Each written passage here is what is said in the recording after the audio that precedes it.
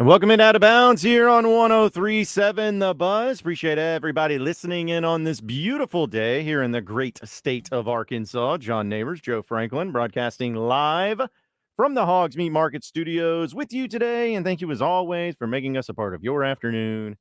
This afternoon, it is a wide open Wednesday here on the show, folks. So anything and everything in the sports world that you want to talk about, we want to talk about. So you can call or text in at 501-661-1037. Get after us in the Asher Record Live fan feedback. After me on Twitter at BuzzJohnNeighbors. And today we're going to have a loaded show for you because not only going to have Pat Bradley joining us in the 2 o'clock hour, thanks to Motorsports Authority. Always looking forward to catching up with him. But we're also going to have a few giveaways today. So we'll have some trivia and possibly some other ways of going about winning those because the great event tonight with Rock and Roll Sushi, I know Chris, who's a great guy and always provides us with provided food as soon as the show ended. And I was like, man, that was awesome. Man. Great surprise. I'm telling you, it's just like and it's, again, not like, oh, okay, well, here's a couple of, appetizers. It's like, no. He goes all out.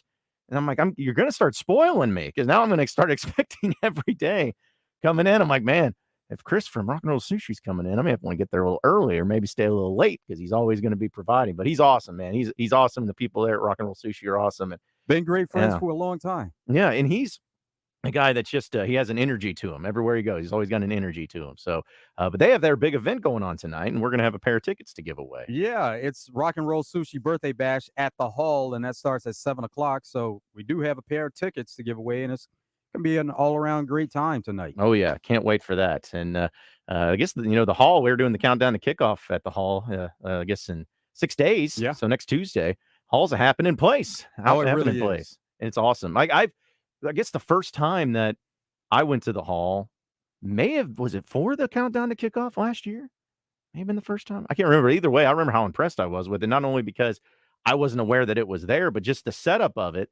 You got plenty of space down low, and then you have kind of the VIP area up top to where you can still see plenty, and the stage is big enough, and all the events that they have there. It's a place that if you got a big event, that's the place to do it at because it's perfectly set up for such things. It's a nice size venue, and it's a mid-size venue. It's not one that's really big or one that's small, and it's something that the area needed was that type of venue where you're talking about accommodating people that you need more than just your average small venue, but you don't need a huge venue because there are a few out there. So it's perfect the way it's set up. Oh, yeah. And we look forward to, of course, countdown to kickoff happening next Tuesday. And if you have yet to get in on getting those tickets, you got to get after it. It's going to be before you know it. 103.7 The Buzz is where you need to go. 103.7thebuzz.com and check it out. And you can purchase your tickets that way too. But we'll have some more details on that with the countdown to kickoff later in the show, and we'll provide some of those details for you. But also, I love this time of year too for many reasons because we'll have some different topics ranging from all different types of sports because that's why we call it a wide open Wednesday. And I love contracts, and we talked a lot about contracts yesterday, and whether it's Jaylen Brown or I think we even ended the show with Diggs from Dallas Cowboys getting paid, and waking up today and seeing the big news for how about Justin Herbert, $262.5 million contract extension that he ended up signing. No big deal whatsoever. And the fact that he's now the highest paid player in NFL history, surpassing Jalen Hurts and Lamar Jackson. I would say that it's one of those things to where people was next in line to get paid. Yeah, it's a matter of who's next. You got to go to the DMV and you pull your ticket number down, and it's like you just got to wait your turn. And I'm happy for Justin Herbert. I like him. He's a great quarterback. Maybe people don't talk enough about him because of where he's at, or maybe they just don't see many games that the Chargers play in. But the fact that dude got paid, pressure becomes on him to continue on. But he deserves it for how he's been able to do this first 3 seasons of his career. Joe Burrow will be next to get paid. It's always one of those things where the next guy is probably going to get a little bit more because they're looking at those previous contracts. And then a situation with Patrick Mahomes, who signed a really long-term deal, a 10-year contract. Now, there are some options within that contract where they can get out of it and they can give him some extra money. But Patrick Mahomes at this point almost looks like he's underpaid with the contract that he gets. about 45 mil per year with some of these other quarterbacks that are getting paid more. Yeah, that's what makes it almost tough to look at when you think about the numbers that get thrown around and where quarterbacks are ranking. It's like, wait a minute, where I think this guy's the best quarterback, in this case, Patrick Mahomes. How is he not the most and highest paid? That's just the way that these It's contracts timing. work. Yeah, it's about timing. And I actually got into I wouldn't say an argument, but a buddy of mine who's doesn't follow the NFL very closely, but when he saw, he's like, Justin Herbert, really him of all people? I'm like, hey, listen, I was reading the article. I'm the like Justin Herbert, for those you don't know, he has the record for the most passing yards through a player's first NFL 3 seasons in the NFL. He's the only player in NFL history to throw for 4,000 yards in each of his first 3 seasons. And he joins Hall of Fame quarterback Peyton Manning as the only other quarterback to pass for 25 touchdowns in each of his 3 NFL seasons. Now So, he is pretty efficient, but a lot of that does go to they throw the ball pretty much of on course. every down. And whether it's to receivers or they do have a really good running back in Austin Eckler, they throw the ball to him quite a bit. Yeah, and that's the thing is offenses have changed over time, and some offenses are very much more pass heavy than others. But it goes back to the point of do you think he deserves it or whatever? It doesn't matter. He's got the numbers and he's playing really well, and he's a very good young quarterback who I wouldn't have guessed would be as good as what he has shown so far in the NFL in his first 3 seasons. He was a high draft pick, so I mean, there's obviously some expectations that go along with it. But to think that where he's at now and the money that he's getting and the numbers that he's been putting up, it shows that they believe in him and making them franchise quarterback where he can maybe do some great things there in Los Angeles. Justin Herbert, for about his last 2 years in college, he was projected to be the number 1 overall pick. Now, Joe Burrow emerged that season before, and he became the number 1 overall pick. But Justin Herbert, he kind of was underrated the year that he was going in simply because Joe Burrow was drafted, Tua was drafted a spot ahead of him, and then he was kind of overlooked a bit. But the talent has always been there with the projection. It's just that once again with the timing, Joe Burrow, he caught everybody's attention and he became that guy that everybody thought, well, he's going to be the guy. He's number 1 overall pick, which he's played really well also. But that's kind of why Justin Herbert, you mentioned your friend there, that maybe he's overlooked a bit by some people because once they play in LA for one, Yeah. and that's on the West Coast and Pacific time, and a lot of times you're not watching some of those later games to be able to see them, but the talent has always been there. Oh yeah, yeah. The talent's there, and going to your point about Los Angeles, uh, a lot of times I think the Rams just get so much of the attention in the Los Angeles market more so than the Chargers. And also, they're in a division that's, pretty dominated by the other storylines of the Chiefs being there and having their success. And of course, the Raiders moving over from Vegas and then Denver with Russell Wilson. It's almost like they don't get talked about as much as maybe some of the other players or at least the other teams in that division, too. So there's a few factors that go into it. But hey, listen, I also look at it as I've always been a glass half full, but looking at the glass half empty thing. As a Jets fan, I'm excited about this season. But anytime somebody ever complains about or has problem with or takes issue or think this guy's trash or whatever, I was like, you don't know how many teams and franchises would love to have someone like a Justin Herbert. Like, the Jets have gone as long as they have. And I know they have Aaron Rodgers, but they went so long without having anyone that even came close to the level of talent that Justin Herbert's at. So if you're the Chargers, especially, or just any team, it's a rarity. It's tough to find somebody at the quarterback position that's that good. So when you find them and when they've proven themselves, you got to make it work and you got to make sure that they're happy and provided for, because that's not just a type of quarterback, regardless of if he's as Patrick Mahomes level or what, but somebody as good as him, they don't come around very often, and you can find yourself in quarterback purgatory like a lot of these NFL franchises have done. The show Quarterback that's on Netflix that is all the rage that everybody's talking about, really good show. Patrick Mahomes, the week they were playing the Chargers, he was looking at a lot of film and he just talked glowingly about the Chargers and how good they were offensively. And then they have some really good defensive pieces. They always present a big time challenge for the Chiefs. Now, they haven't necessarily had a lot of success in beating the Chiefs, which a lot of those teams in the division haven't. But he said that that's a team that they're always a little leery of, knowing that the talent is there and they always play them tough. Speaking of that Netflix special, I have it saved, so I'm going to watch it. I haven't started, but I did see some sort of article or some sort of line from it that had to do with Mac Jones, Somebody saying that the That he D. may be on there for the next season? Well, no, just as far as like there's something in the special when talking about D linemen in practice on the same team, where the D linemen are always better, or at least don't hit the quarterback or get after the quarterback as much because they are not because the quarterback's nice and nice to Patrick him. Mahomes was the one that brought up that point. He Okay, said he always compliments guys when they make good plays, that's okay. and he said that he feels like if they like him, they may not hit him as hard. They may take it easy on him when they really have a chance to kind of bear down on him. Okay, so maybe that's what it came from, because then I saw some where I guess Mac Jones or maybe the D lineman and the Patriots, whatever they say they like getting after him or what. Some it was basically saying that Mac Jones is not a nice guy in the way of like the Patrick Mahomes thing is like, hey, I'm going to be nice so that way we all work together. But they're saying like, no, they want to go after Mac Oh Jones yeah, and get yeah. after him too. There's a lot of that goes on for Oh, I sure. believe it. I believe it. But Patrick Mahomes, there was a part with Max Crosby, and they're competitors, but he got a little irritated with Max Crosby and how he was coming after him because he would always give him a little shove late or just something after the play. And he's telling the refs, he's like, man, he's been doing this the entire time. He's like, dude, come on, man, you got to stop this. Mm. Like he's talking to him directly, like I put up with a lot of stuff, but I can't put up with that. Yeah. Well, you got to pushing, or you push them to a certain point.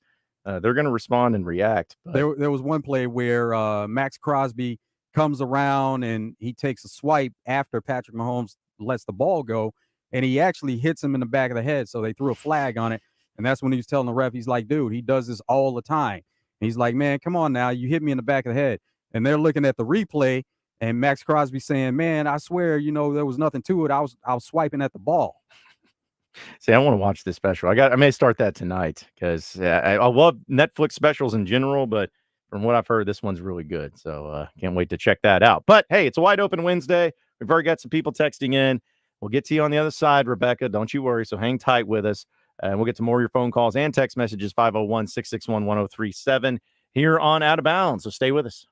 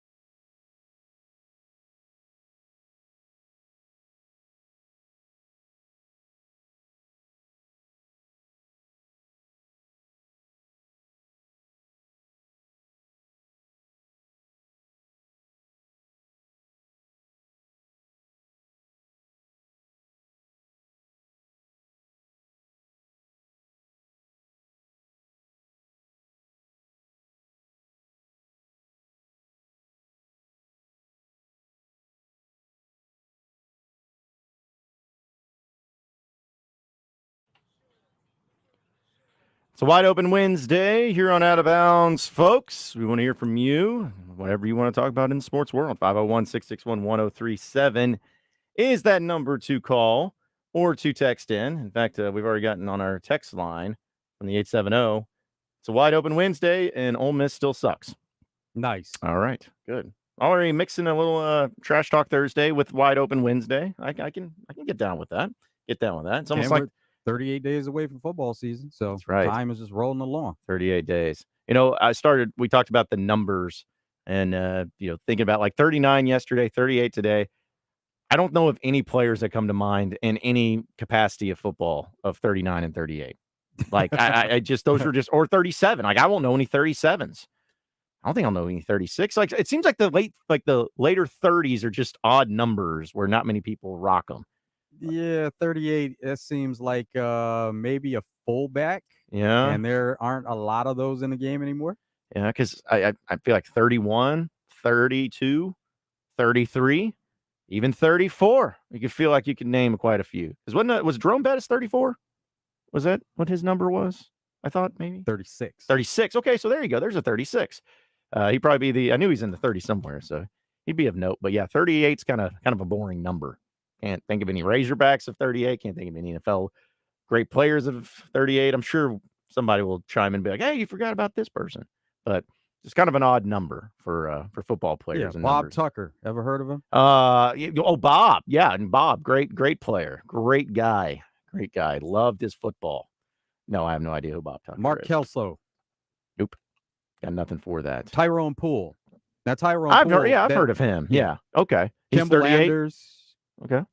Mike Anderson, who was a running back for the Denver Broncos. That's right. Okay. So there's a few. Do you remember, this is really random, but do you remember I think there was a fullback that played for the Jets, and I'm asking you as a Jets fan, but he was from the University of Kentucky, and his last name was Richardson. I feel like he was number 37. I'd have to look that one up, but he played for a little bit for the Jets, and I want to say he's 37. I knew the number ended in 37, I believe. But anyways, we're on a tangent. Yeah, if there's a first name with that, then maybe. I kept wanting to say Trent Richardson, but I know that's not it. Like that's like he didn't last long at all. No, he was. He had a very short term in the NFL. But Antonio Langham, who was a defensive back. Okay, yeah. There have been just a few. So fullbacks and defensive backs seems to be the go-to numbers for those 38s. But let's go to the phone lines. Rebecca's in Hot Springs. What's up, Rebecca? It's been a minute. Good afternoon, gentlemen. What has not taken away anything from Justin Herbert, but what in the world has he done for that franchise? I'm just curious. You said, I'm just curious. He hasn't gone anywhere basically in the playoffs. Joe Burrow's gotten further in the playoffs than Justin Herbert has. Hey, guess what, Rebecca? Guess who agrees with you? That sent a text in. 49er John. He says, all good stats, but no playoff win. Exactly. I mean, and you know what? How far is all that money going to get him? Because like Patrick has said, yeah, money's nice.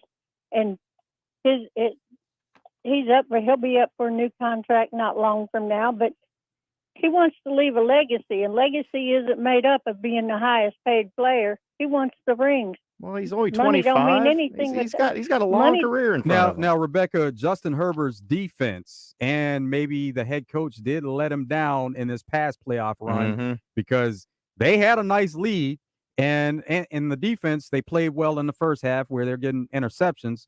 Second half, they're letting the Jags make plays all over the place, and this is a defensive-minded head coach that they have, and so there's a lot of blame to put there as far as why they don't have at least one playoff win.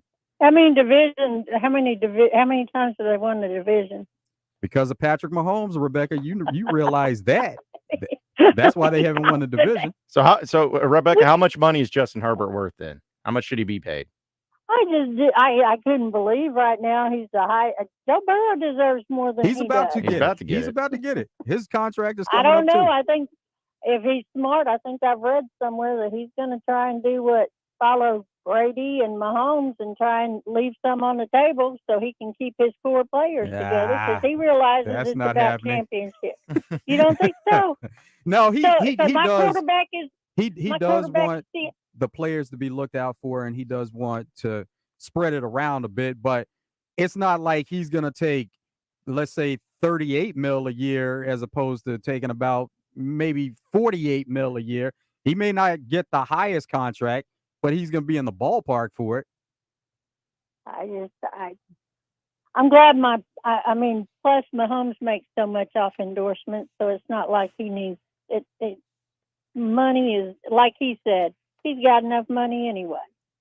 I mean, he just wants to make sure other players are taken care of. And 49er John's right. I can't believe I'm saying that. There are a few times he's right.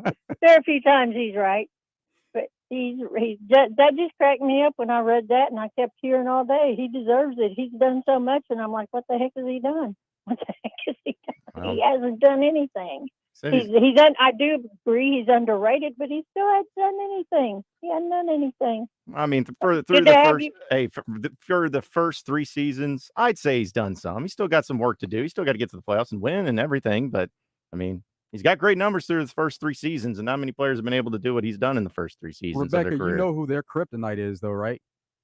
It's Travis Kelce. Travis Kelce gets a game winner against the Chargers every time. Apparently, he's every team's kryptonite. Yeah, I don't know about all that.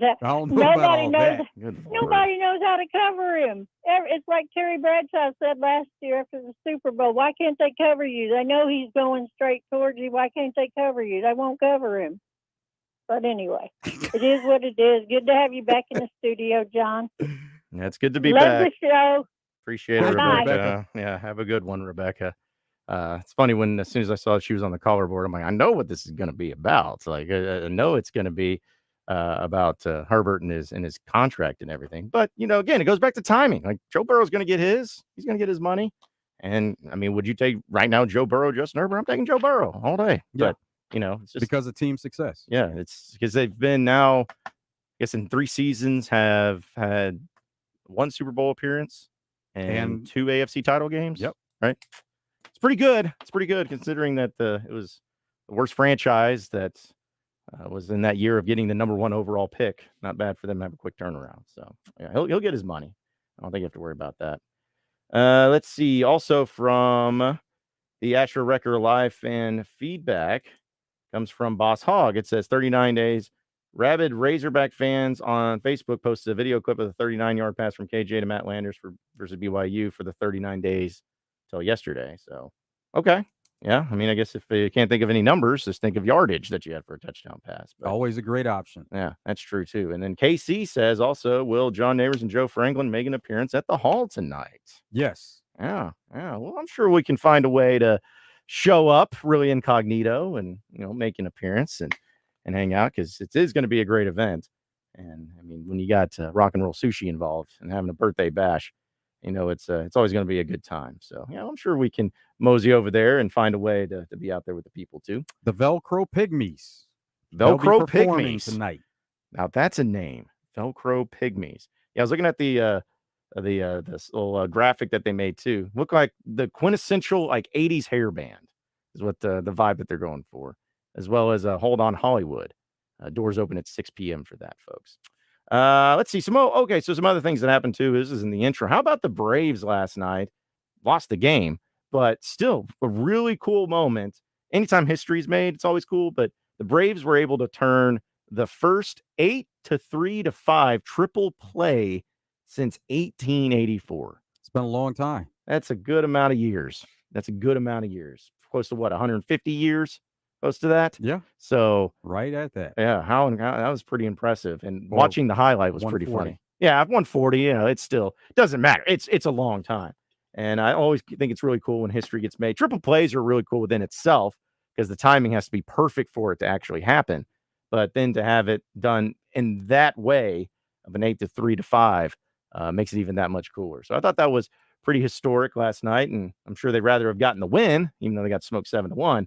But to be at least a part of the history books there was awesome. And seeing the highlights of the uniforms, the yellow and the blue threw me off completely with the Boston Red Sox. They do that from time to time. They'll wear some throwback uniforms, and it's a long season, 162 games. You have a lot of options within that 162 that you can stretch it out. because I saw the Dodgers are doing Kobe for Lakers night, having Kobe jerseys, which I think is really cool. But I think my favorite thing about the triple play from last night might be not only how long it's been, but the two teams that were facing off against each other in 1884. You had the Boston Bean Eaters turning an 8-3 to 5 triple play against the Providence Grays. It is Beantown. It is. Why did they change from the Red Sox from the Bean Eaters to the Red Sox? Could have just kept it with the Bean Eaters there in Boston. And I didn't even know Providence had a team, but maybe need to bring a team back to the Rhode Island, get a professional team there in Providence.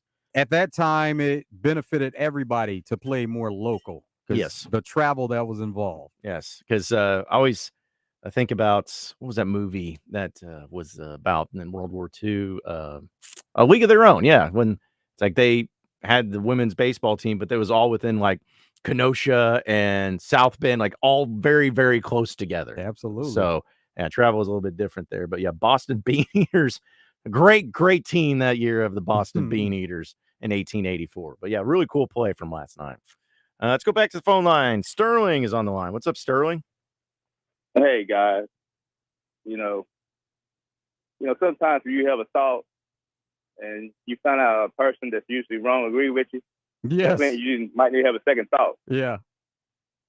Like Rebecca, when I first started contract, I know how people beat up my guy, and I know he's not as good as Herbert, but y'all were talking about playoff wins, and like the previous two people that we've been talking about here pointed that out. They hadn't won a playoff game. But when you put up 30 points in the playoff game and you got a 27-7 lead, I mean, he don't play the other side of the ball. He just play one side. He's just a quarterback. Yeah. I know it's the most important position, but those other guys get paid too. And let's not act like Patrick Mahomes is playing for peanuts over there in Kansas City. Last time I checked, my man counted about $500,000, wasn't it? Yes. Oh yeah. Yeah, he's not starving. No. No. Yeah, he might need $7 million on the table, but apparently he ain't left enough on the table for Jones. Apparently. I'm just going by reports. I'm not no reporter. I'm just watching TV. And the last time I heard, Mr. Jones wants more money. Yes, he does, and he deserves more money. And no doubt about it. And I haven't heard Mr. Patrick say, "I got it. Take it out of my check." Did you say that? Did I miss something? I have not heard reports of that. No. I have not heard that either. I might be missing something. I want a legacy. Yeah. He'll take a few million less. Yeah. Same thing with Brady. Brady ain't broke, folks. He gave a little bit back. He didn't get the top. He didn't get every last penny. So, and what did Belichick do with that money? He should have taken less from Brady. Brady left so much, all this money on the table, and who they signed? When Brady was there, who they signed? Darrelle Revis. They spent big money on. Yeah, they spent most of their money on defense, and they still do that. And all I hear, he did all this with no receiver, so he gave all that money back, and then didn't get one. Only got miles, but he was pennies on the dollar. You know what I'm saying? I mean, come on. If a person want to give money back, that's up to him. If he want to get all the money, that's up to him. He played football. He might. I mean, a person might want to get all his money. So I want all my money. I play football, and all the money that I'm endorsing, that I'm hawking for these guys, I want all that too. It's up to them. Sterling, to your point, I tell you what, Herbert, nobody is giving money back. To your point, nobody is doing that anyway. That's all I'm saying. And last time I'm gonna leave out with this. I know you got other callers, but Herbert getting paid. You know about Herbert getting paid? He can ball. He's a baller. He's the fourth best quarterback in this league. He's the fourth best quarterback at worst walking on this planet. That's why he got that kind of money. And everybody that was dogging Dak when he got his money, well, he's about 8th, 10th, 11th place now. But he's ranking on, he's getting closer to his ranking. So all you people thought he should have took $30 million. We've been plumb broke. Listen to y'all folks. Hey, people get this money because they got the money to pay it, I'm all for them. All for them. Get all you can get. Because you know what? I'm trying to get all I can get. No Guys, doubt. y'all have a great day. Have a good one, Sterling. Appreciate it, Sterling. Thanks for calling in. Yeah, I mean, that's kind of what we discussed yesterday when, thinking about money that Jaylen Brown got. And, we've seen, of course, with Herbert and the money he's got. I'm never going to hate on somebody saying, oh, you're not worth that or that's too much for them. Like, what? It doesn't matter to me. It's what the organization that they work for agreed to pay to them. And they think that he's worth that much. So who am I? It's not not coming out of my pocket. And if they think that Justin Herbert's worth that money, then have at it. Go Then on the crazy. flip side, look what's happening with the running backs and not getting paid. Mm-hmm. I still think that needs to. I hope that's cyclical. I hope that ends up coming back and getting those guys paid. And it's not as if, the average person is going to say, well, yeah, they're making around 10 mil a year. They're not really making any money. Yeah, come on, complain about something good. But just compared to other players in the game and their role in the game, they are vastly underpaid. Yes, and considering where they were at just years ago and how much they were valued and how much money that they got, whether it was through extensions or through trades or what free agency, whatever it was, to see where it's at now is almost incredible. It's almost incredible to see how much that's changed. But listen, you get the money that you get, and I'm happy for Justin Herbert, and I'm happy for anybody that gets the big money. It's just now it's all right. You get paid, got to go perform, got to go take the next step, and got to go out there as a Chargers organization in general. You got to start winning some postseason games. Now, some people view that as when players get paid, then they don't perform at a high level because now they're satisfied with where they are and their contract that they receive and the amount of money they're making. So sometimes there is some drop off. Oh, there is. There is. Some people just get fat and rich and happy and end up mailing it in from there. It can happen. But at the same time, some of these guys, in fact, most of them, highly competitive dudes, they don't want to go out like that. They still want to put in the work because they know what's on the line and they know what the legacy is about to being one of the best quarterbacks in the game. You got to do something with it and do something with that money in order to show that you're actually worth it.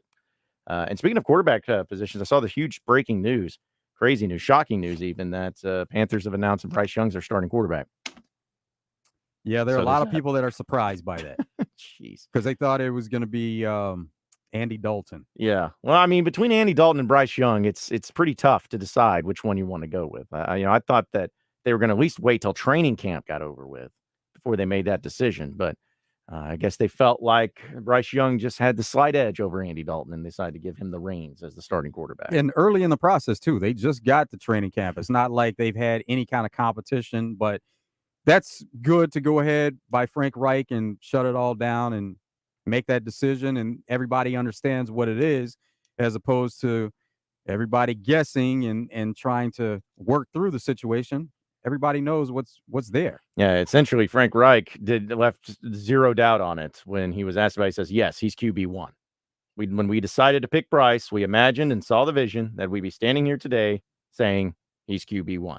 So there you have it.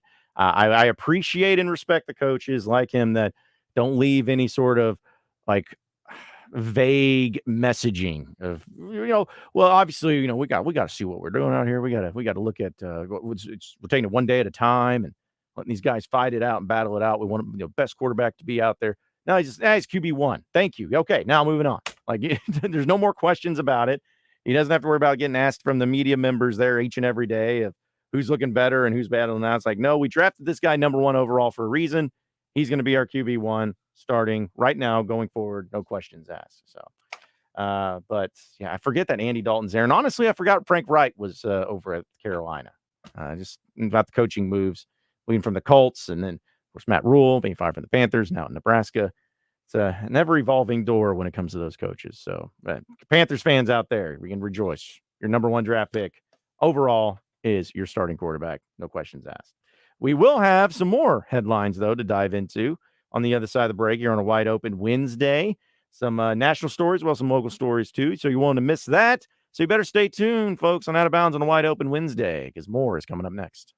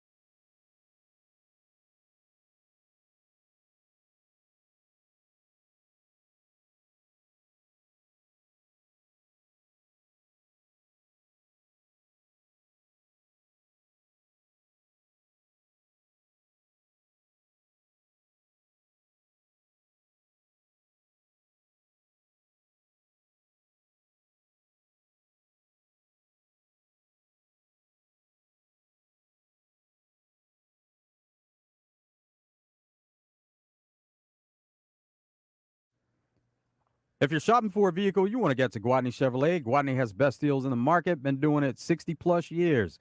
Give them a call, 501-982-2102. Guadney Chevrolet is offering up to $7,000 off 2023 Silverados. 1.9% is available on Silverado when financing with GM and a well-qualified buyer. 1.9 is also available on a 2023 Equinox. No payments for the rest of the summer. So get a deal started with Guadney Chevrolet. Make the trip to the Gregory Street exit in Jacksonville. Shop them online, GuadneyChevrolet.com. You can see all the deals, the cash allowances, the rebates, even appraise a vehicle. See just how much it's worth. They're giving thousands over book value, whether you trade that vehicle in or you sell it to Guadney Chevrolet.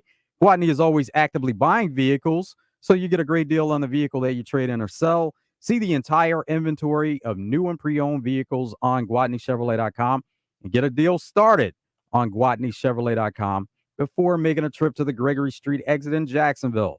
It's Guadney Chevrolet, Arkansas's #1 Chevy dealer. Guadney Chevrolet, GuadneyChevrolet.com. It's a wide open Wednesday here on Out of Bounds. We'll get to what's trending in the world of sports, presented by West Rock Coffee here in just a second.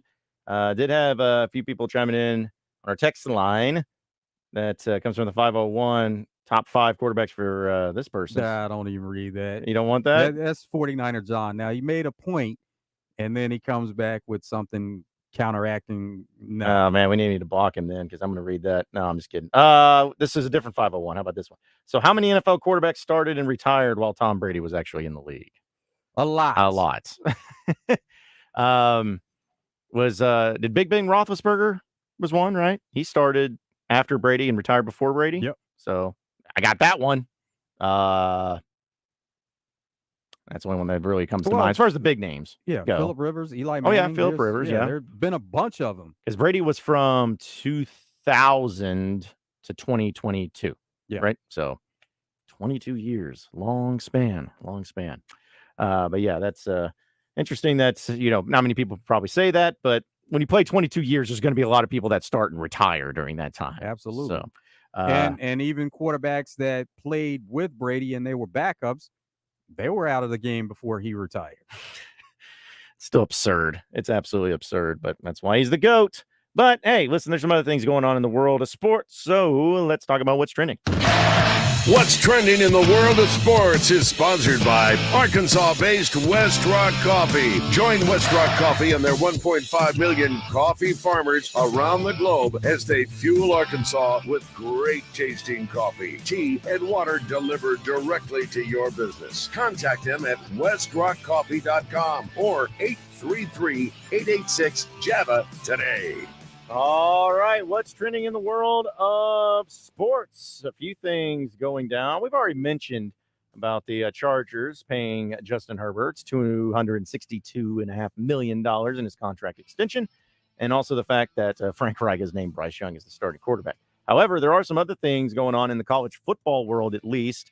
This Northwestern story, it continues on, and there seems like there's updates every day, but this came out yesterday evening, where Northwestern football players Bryce Gallagher, Rod Hurd, and Bryce Kurtz announced that they will not be attending Big Ten Media Days on Wednesday, which is today, because of the increased attention on the program's hazing scandal.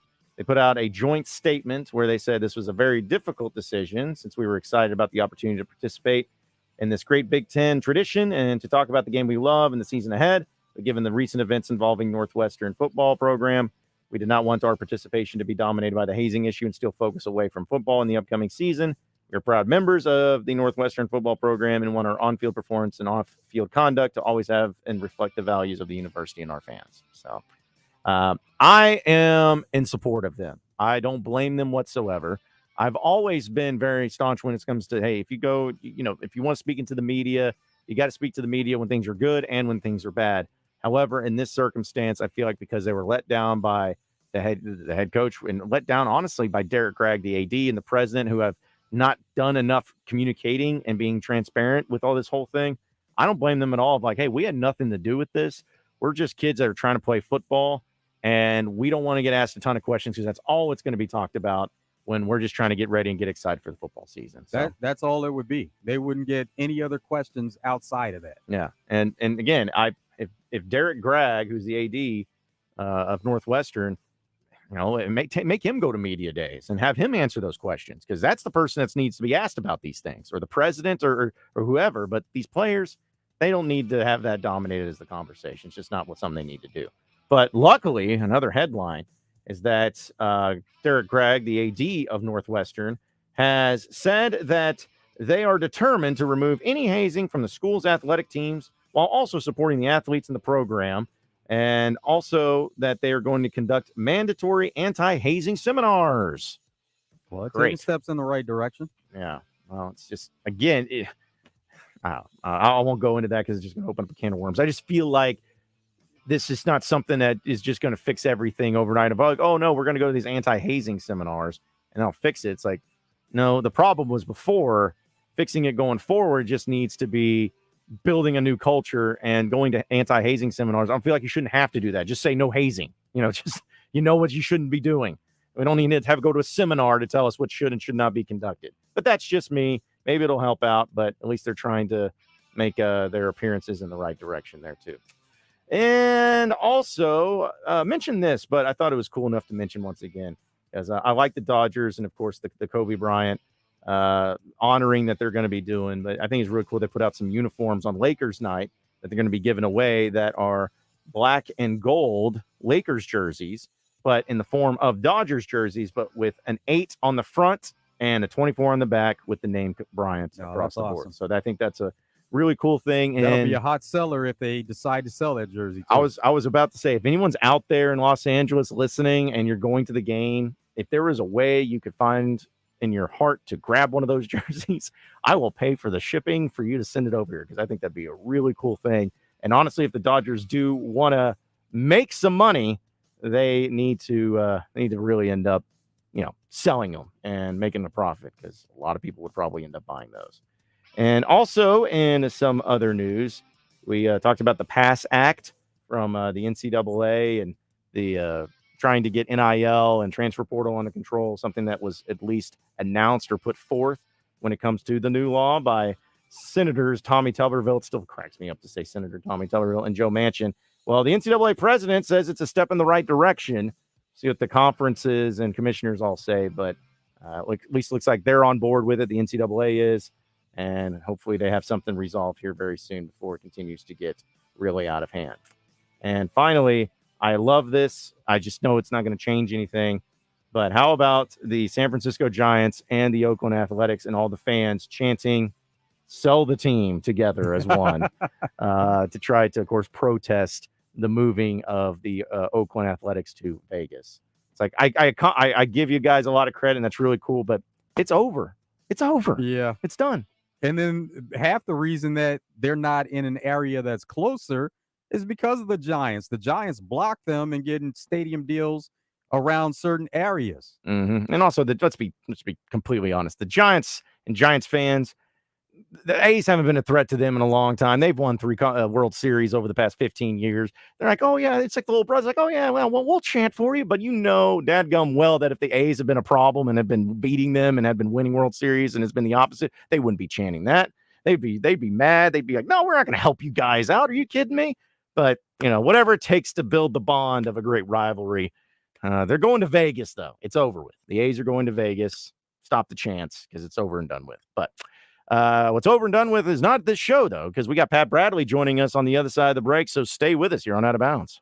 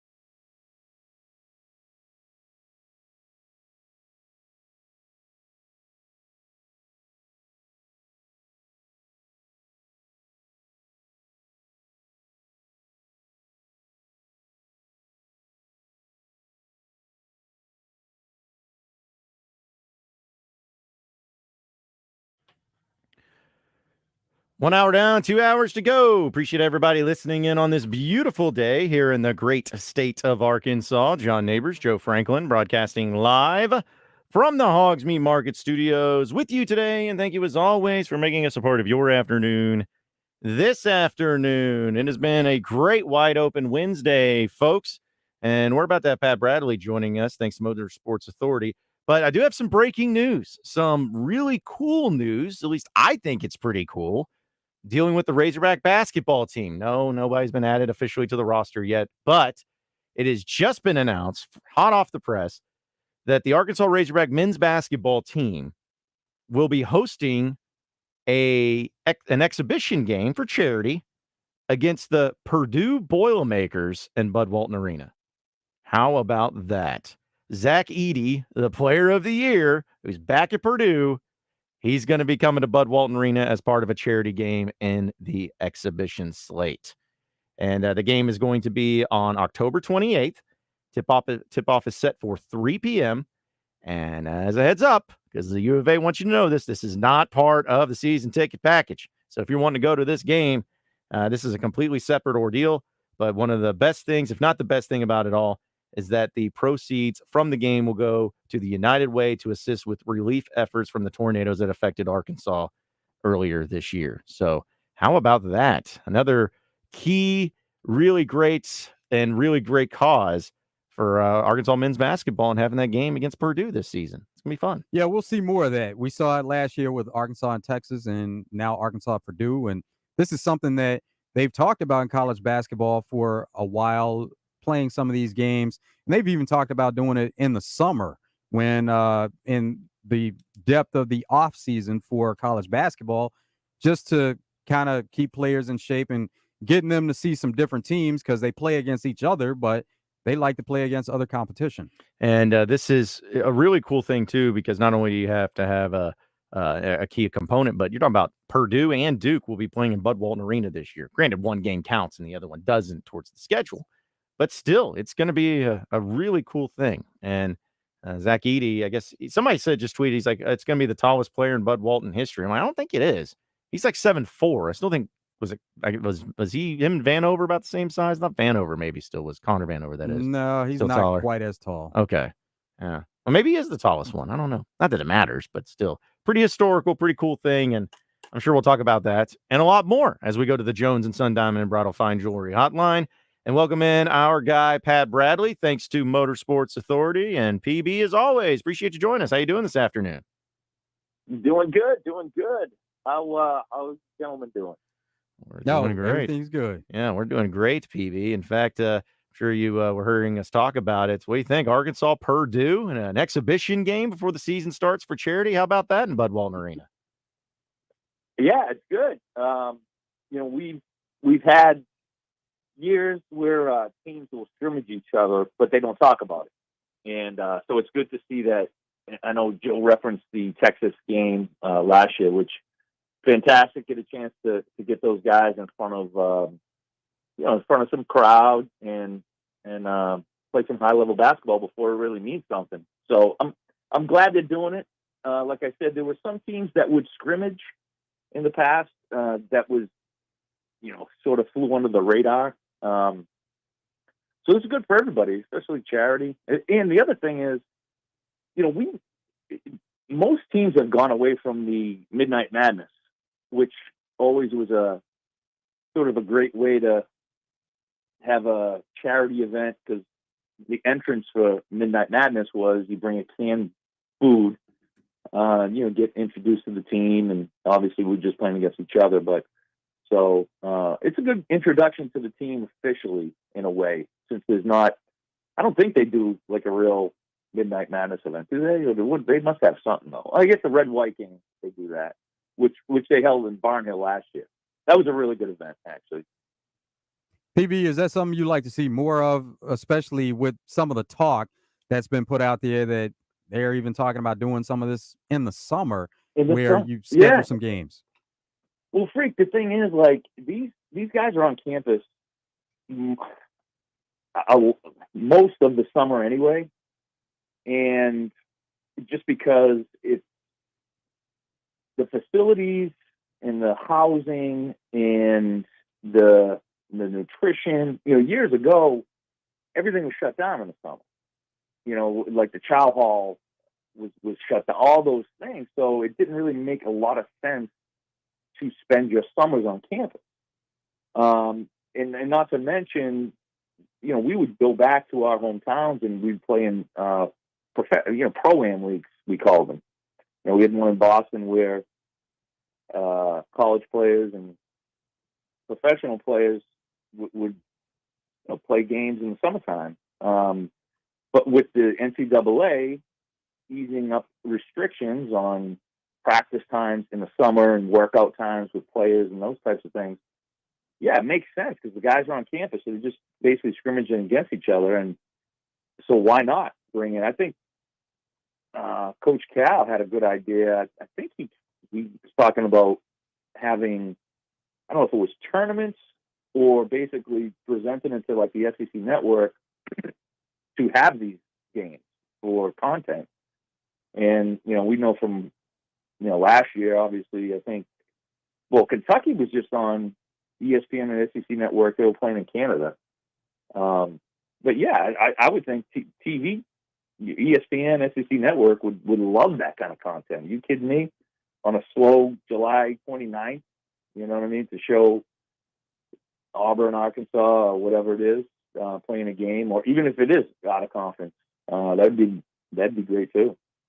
Yeah, and I think most teams would be down for it. It's just a matter of figuring out, where you're going to do it and all that. Because, last year when Arkansas played Texas in the exhibition, they did it at Texas, and then this year Purdue's coming here. But even seeing the other day where North Carolina and Kansas signed a home-and-home deal, actually in the regular season for the next 2 years, it seems like those things are more rare because when you got big programs, it's almost like a fight over, all right, well, where are we going to play? I want to play here, but you want to play there. So I feel like that's honestly, when it comes to big teams, probably the biggest issue is just trying to figure out where they're going to end up playing it.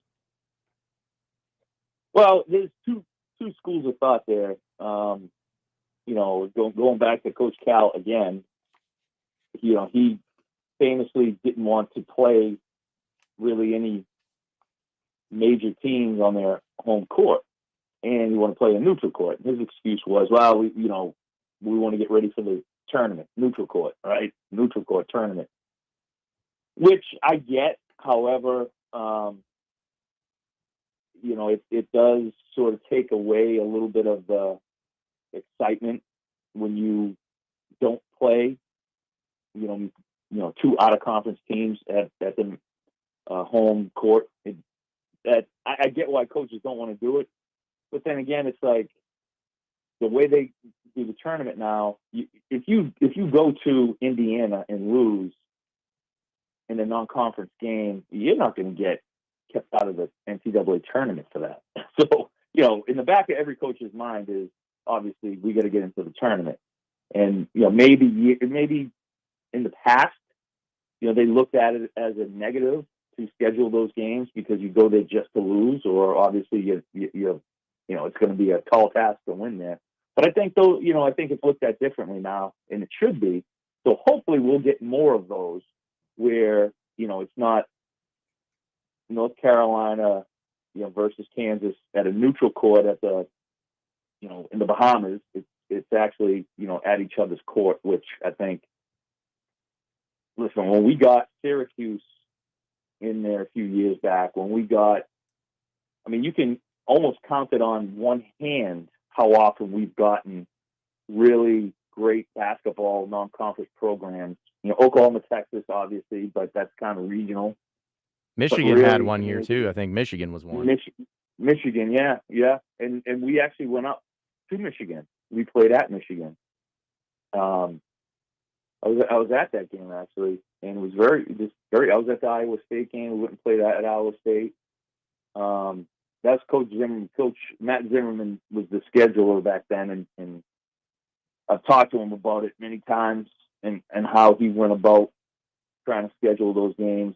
And it's pretty interesting. You guys should have him on sometime and talk to him about how he used to schedule games and sort of sometimes it's difficult and sometimes it's easy. Sometimes it's like, you call them Michigan and they're like, Yeah, we're looking for a game. We'll look for a game. All right, what date? Perfect, we'll do it. And it just works like that. And then sometimes, it takes forever to find to fill out your schedule. So I'm all for that. I've always said we should play every year everybody that's on our border of the state. And, which would be Oklahoma State, Oklahoma, Texas, Missouri, now in the league. We used to play Missouri in the non-conference when I played. But we whooped them so bad that they ended that. Memphis, we used to play Memphis. We whooped them so bad they ended that. Is basically what happened. So we should get Memphis back on the schedule. Oklahoma State, obviously Oklahoma, Texas will be. And I don't know if I'm leaving any of them out, but I feel like you should play all of your border schools. That's just a built-in rivalry and fun. That's the one that needs to happen, though, PB, is Arkansas and Memphis, if nothing else, just to get back into that recruiting area and that recruiting base where, there are a number of good players coming from that area. There always is. And I think, that would be great because, for proximity, part of recruiting is, there still is that level of recruiting where a player likes to be close to so his family and friends can come and watch him play. I think Coach Muss has done a great job in opening up, the entire country for recruiting. And I think we've benefited as a program from having the state of Texas and especially Dallas just go, over the last decade, the talent out of Dallas is just off the chart. So that's obviously great for us. But Memphis has always been good. But then again, it's like, if you have Penny Hardaway, do you want that? Do you want the Razorbacks rolling in once again to steal all your talent like they did in the 90s? I don't know if you want that. No, they don't want it. No, and of course they don't want it. I mean, that's part of it because the Razorback brand and logo in the city of Memphis is gigantic. And because there's still plenty of folks out there who remember, obviously, Todd Day, going back, many of them, Corey Beck and those guys, Dwight Stewart, and I'm probably, who was it? Was Ron from there? I forget a couple other guys. So they still, hold the Razorback logo in very high regard. Speak with Pat Bradley, thanks to Motorsports Authority here on the Jones and Sun Diamond and Bridal Fine Jewelry Hotline. By the way, PB, I went ahead and took your advice. We're having Coach Z on in the 3 o'clock hour to talk to us about scheduling because I think it's pretty fascinating. Nice. How all that plays out because I always looked at it as I'll be listening. You go good. Yeah, because I've always ask some detailed questions. I mean, he's Coach. There's very few resources better than Coach Z because he walked the walk. Obviously he's a military man, high school basketball coach, coach basketball camp, was a basketball manager, was an assistant coach, a head coach, obviously on high school level, but was at UAB, Missouri, went to an Elite Eight. There's very few people that are better resourced than Coach Z. Well, because I always looked at it too, PB, when scheduling in basketball, is it kind of like it is in, like Major League Baseball when it's negotiating players and trades and stuff. It's like, all right, so what are you going to give us? Is it like that's the thing I've always been curious of how much in-depth negotiating is there to try to get teams because you want to have big programs on your schedule, but big programs normally only want to play other big programs. So, you got to be to a certain level and get it all worked out. And then, home and homer is a neutral site, all that. One thing to ask them about what if TV comes into it, because I'm not sure if I talked to him about that, but I'd be curious, if, for instance, like that Michigan game at Michigan, I don't know if it was an ESPN game or a CBS game, I forget, but I'm just, kind of curious because these networks they need a big time game. You put Arkansas, Michigan, 2 top 25 all-time programs, that's going to get some eyeballs. So but yeah, it'd be fun to talk to him about that because he mentioned how some of it's easy and some of it is not very easy. What games would you like to see then? Like, are there certain schools out there that you would like to see Arkansas play against? I mean, good competition is always going to be great for that time of the year where you kind of see where you stack up. But are there certain teams or maybe conferences you want to see competing against? I think it would be, and again, you got the player and you got the coach and you got the athletic director, and all three of them sort of have their own way of wanting things. And so, as a player, I'll give you an example. So, Coach Wayne Stellick, who was our scheduler when I played, he, I think he's now he's with Springdale or Bentonville School District. So he was trying to schedule BC, and they would never take the game. So that, I could go back home and people could come to the game. BC wouldn't take the game. I don't know if he tried UMass. But personally, so I don't know where the guys are from on the team, but I, as a player, would want my coaches to look at scheduling a game in the area that I'm from, selfishly. The coach obviously probably has his ideas of where he wants to schedule games, whether it's East Coast, West Coast, North, South. And the AD, obviously, like, we just need W's, man. Just get me W's. So, but you know who uses that philosophy though in women's college basketball is Gino Auriemma, because he recruits nationwide, and that's what he tells the recruits. If you come to UConn, then we'll make sure in your time here we're going to try to get a game against a team in your home area where you are able to play in front of your family. Right, exactly. I mean, that's a great recruiting pitch. Now, the other side of that is obviously you've got to have the other team agree, and usually you find you can find some folks to agree on that. There is a lot. Like I said, there's a lot that goes into it, but then again, it can be so simple, because all it takes is a yes. Like, okay, it's like meeting, it's like meeting a fine lady. You look in her eyes and she's yes. Yeah, I'm yes. And that's it. And the deal is done. Thought you were talking about something different with a yes. And then sometimes it's a very complicated dance. Well, PV, another thing, maybe an element they'll be into it later, say for the SEC. Like, imagine if they added 20 conference games total, and had that when Texas and Oklahoma join, and then you throw in having the SEC ACC challenge, and you throw in these preseason tournaments. It almost gets to the point to where the scheduling of a lot of these opponents may be tougher just because you have a lesser amount of games to be able to bring in with non-conference, especially, which can be good and can be bad because, hey, those schedules take care of themselves because they're part of an event. But you also want to have some flexibility and making sure you get some teams that can help your resume, but as you put it, get some W's too. Well, so, I said the same thing about football. What's going to end up happening is, you're going to push out the small schools.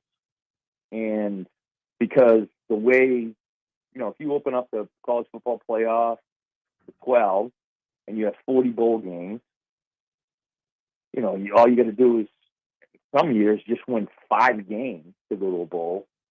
Or in college basketball, it's a much different system in how you get into the NCAA tournament. You don't have to buy games. I don't like the buy games. I don't think any fans like the buy games. I don't like watching a Razorback football team win 75-12. That is not fun. I turn the game off after the first quarter, or maybe after the first set of the down. So, but it's $1 billion industry. The NCAA should still support those smaller schools financially so that they don't have to go and get their brains beat out. Like I look at, it always catches my eye because UMass Amherst football program has become sort of like the newest team to go play SEC schools and get you brains beat out for money. And they're going to Georgia, they're going to all these different SEC schools.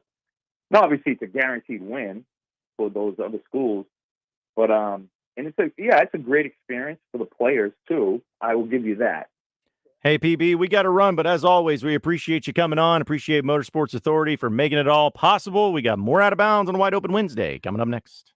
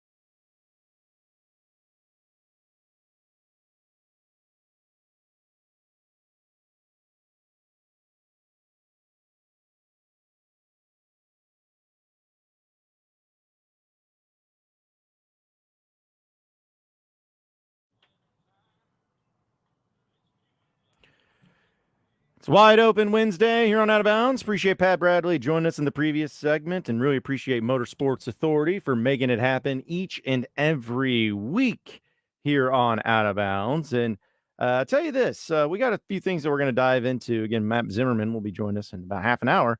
Looking forward to that. But there's a great event happening tonight with Rock and Roll Sushi and their birthday bash at the Hall right there on 9th Street, where doors are opening at 6 p.m. And we have a pair of tickets to give away to this awesome event where the Velcro Pygmies will be performing, as well as Hold on Hollywood. So we're going to have some fun with this. We're going to do a trivia question for you. It has to actually deal with something I thought was interesting, got put up about Razorback football and postseason awards. So if you want a chance to win a pair of tickets to tonight's event at the Hall with Rock and Roll Sushi's birthday bash, call in right now. We'll line them up at 501 661 1037 661 1037, because again, it's going to be a great event that is going to be transpiring at the Hall. And we know Chris over there at Rock and Roll Sushi, we always appreciate him being a part of 1037 The Buzz, but also bringing in a lot of great food.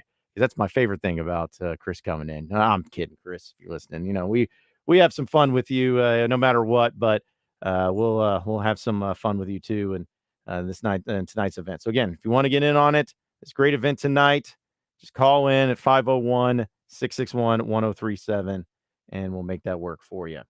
Also on our text line, this comes from the 501, says playing Memphis and Little Rock would be good and a good excuse to get an extra game in Little Rock. Well, I like the idea behind it, but we know that those games are going to usually reserve those to be played in Bud Walton Arena, just for the same reasons that marquee games in football will be played in Razorback Stadium. It's about the money. It's about the exposure and everything to go along with it. So, yeah, biggest games will always be played in those home arenas. That's for sure. So, yeah, but good text in there. So this one's kind of I feel like it's an easy one. Well, not an easy one. It should be one that if you just think about it for the trivia question, hopefully people get it. And if you read hogsports.com, it was on there this morning. So, hopefully, we can make that happen with John in Little Rock, who gets first crack at it. You ready for it, John? Yeah. Okay. So here's your trivia question. You get it right, you get to go to the great Rock and Roll Sushi event on their birthday bash tonight.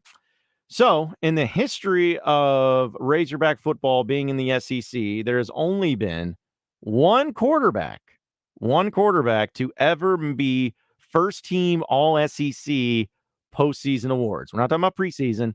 Talking about postseason awards. All right. First team All SEC.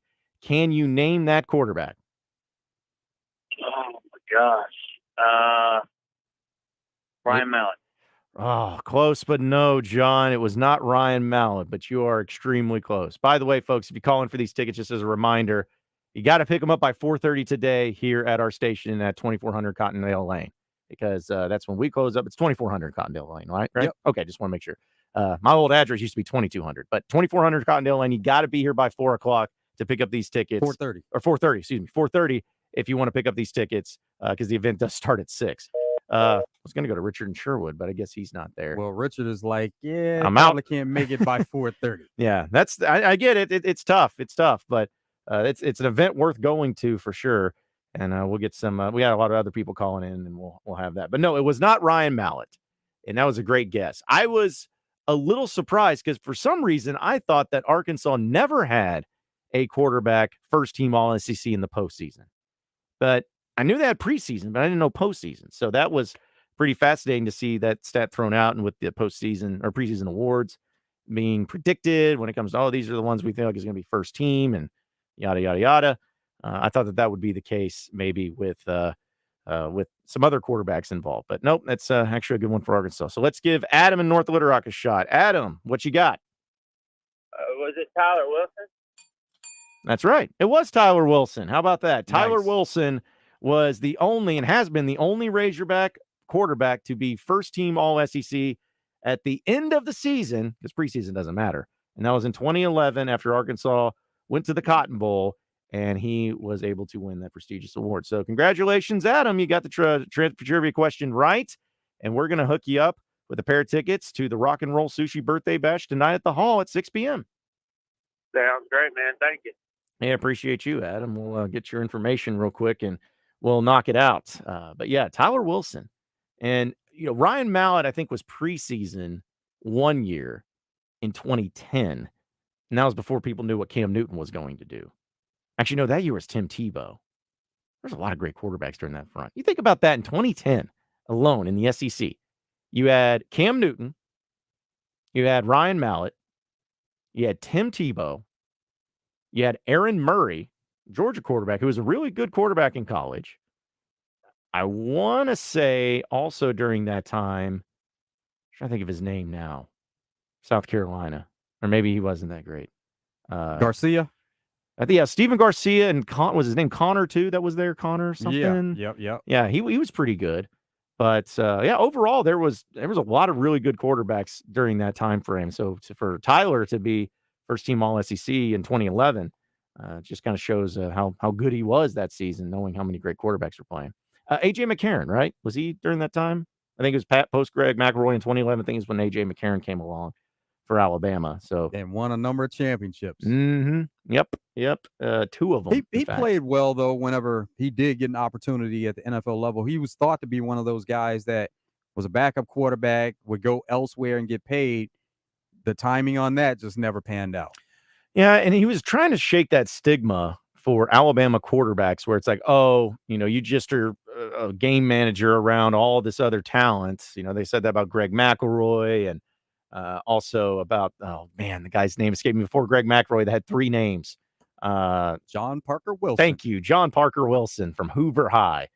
They said, that oh, was a you're good just show, too. Yes, it was. 2-a-days on MTV. I used to watch that all the time. And man, because speaking of shows, I know we're kind of going off a tangent. It's Wide Open Wednesday. Who cares? Do you remember Playmakers? Did you ever watch Playmakers on ESPN? Yeah. No, I take that back. Did not watch Playmakers. Okay. That was the show that was loosely based on the NFL that ESPN produced. And it was like a drama in the early mid 2000s. Yeah. And I was going on YouTube and I saw the other day that someone had posted an entire first episode of that.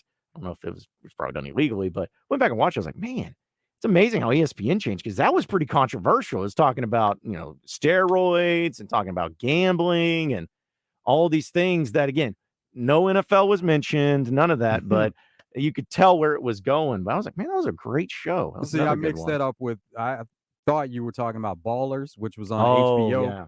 Dwayne Johnson, but same type of concept, though. Right.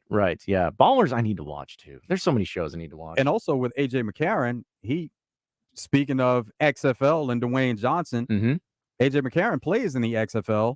Now, he did turn down some NFL opportunities simply because he said he wanted his kids to see him play as a starting quarterback and them really knowing how the game is now and them understanding certain things about it, as opposed to being in the NFL, being a backup, being on the sideline.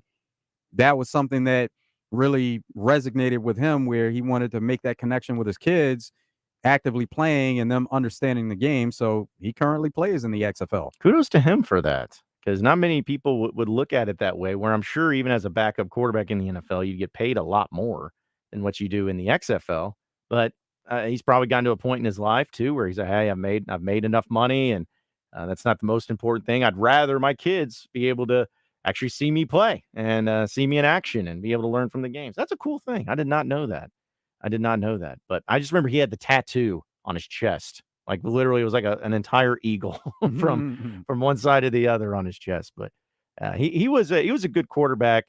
And then after that is when Alabama kind of went through these like 1-year quarterbacks. Like Jacob Coker was there 1 year, and there was the guy in 2014 that was only there for a year. Was it Blake Sims? Blake Sims, that's his name. Yeah. So he was only there for a short period of time, and really until they got like Jalen Hurts and then Tua and then of course Mac Jones. Like so when they really started churning out pros, and now we're imagine that too. Now they have 4 NFL starting quarterbacks, and 3 of them that were all there at the same time.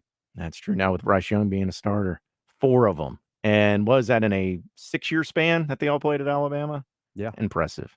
And it's not even like, because we'll see what happens with Bryce Young, but like those other 3 quarterbacks are starters. Like, not just in the NFL, like they are starting for their teams. And, there's a lot of places that are in college football, especially where if they get a quarterback in the NFL that stays for a while, that's a good thing. That's a cool thing. But to get 3 starters all within that short span and being on the same team, I don't know if how often you'll ever see that again, but it seems like that's a pretty rare Yeah, it will occasion. be a rarity. Yeah.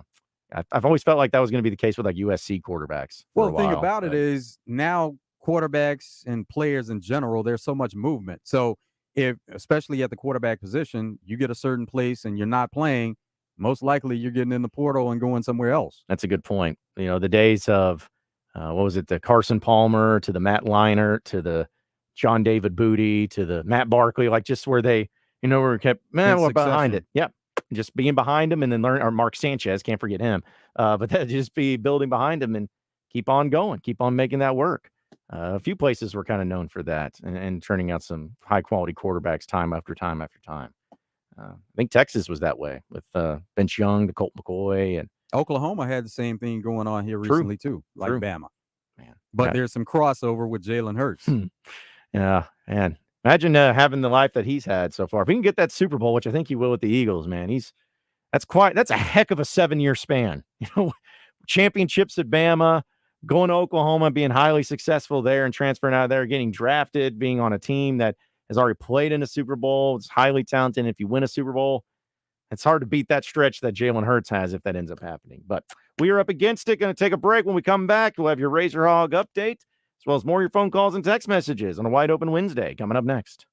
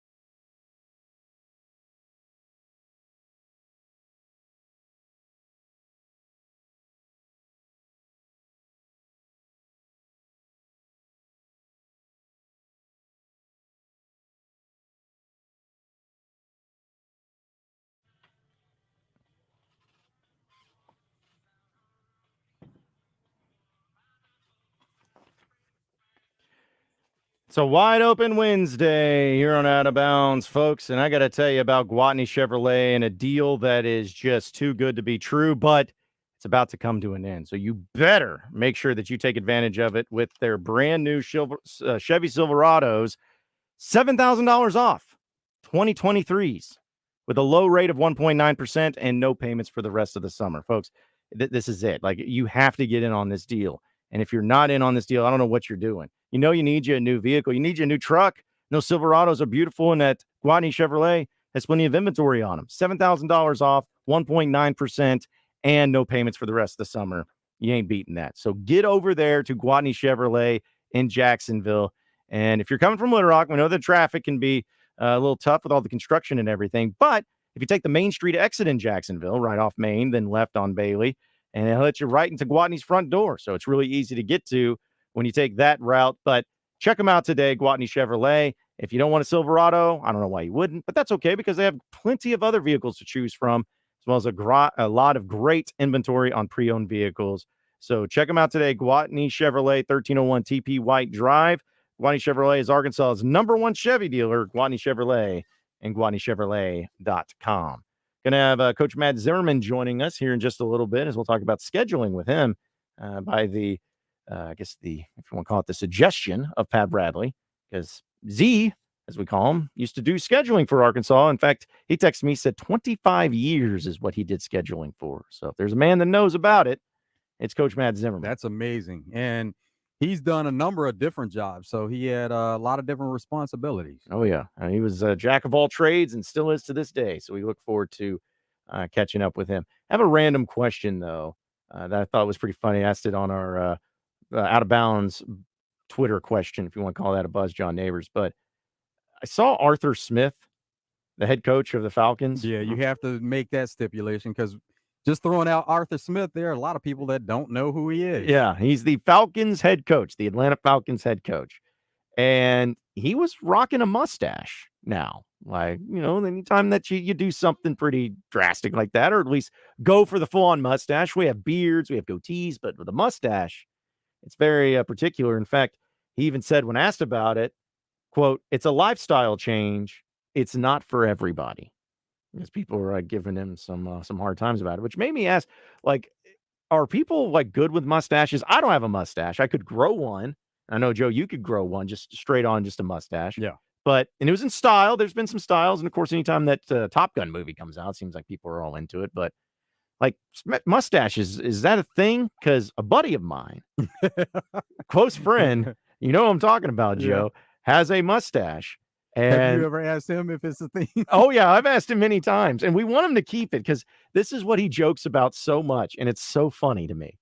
He's like, I get so many comments about my mustache. Exactly. And people are like, I love your mustache, but it's never women. It's always just guys. Gosh. Well, yeah, guys are coming like, man, want to dude. change the thinking on that. Yeah, he's like, dude, the mustache is great, but it's more like just because guys think mustaches are cool. But, you know, girls aren't saying. Why don't you have one then if you think it's cool? Yeah, I mean, that's what I'm just saying. Like, I'm saying like the people that are saying, hey, right. man, your mustache is cool. Okay, well, why don't you have one if you think that? It's like you can grow one too. You can make it work. But I just always found it fascinating. My dad had a mustache, and I think he still does to this day. He's had it ever since I can remember and growing up. But just I laugh when he has, like, if he would have had a goatee or even a beard, he may have gotten comments, but because it's a mustache, it's like, no, that's a lifestyle change and it's not for everybody. So that's why I find it so funny with facial hair, how some things are just, you know, good to go, no problems. But the mustache is always like, okay, there's something to that. There's more to it than just growing it out. So Paul Skeens, #1 overall pick in the MLB draft, he rocked the mustache. Mm-hmm. And it's like that type of guy is the one that can pull it off the most because like he's the first pick in the draft and he's Paul Skeens. He can make it work. Of course, we've seen a lot of famous athletes go with the mustache. We know Aaron Rodgers at times has had the mustache. Yeah. Going with that too.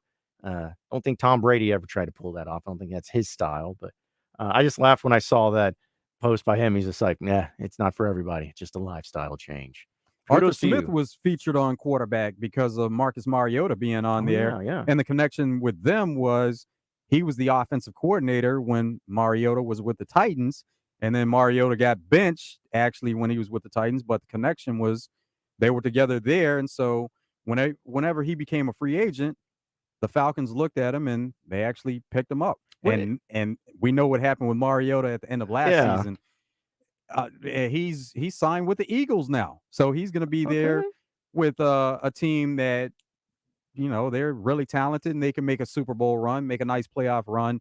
But he's going to be there, back in the role of being a backup to Jalen Hurts, but one of the better quarterbacks in the NFL. That was going to be my next question of what did he end up doing? Because I do remember how it ended last year. But that's awesome. He's with the Eagles. That'll be a good spot for him. Not like there's added pressure or anything to him. It's like, we don't have a good quarterback situation here there by default. They got a great quarterback situation. It's more like, hey, I'll be over here if you guys need me. Exactly. And I'm good to go. Collecting a check, And maybe he can winning a play- Super Bowl. He can play the same way as Jalen Hurts. Now, some people may question that to say, well, Jalen Hurts is so much better. But if you think about Mariota, he was the number 2 pick overall.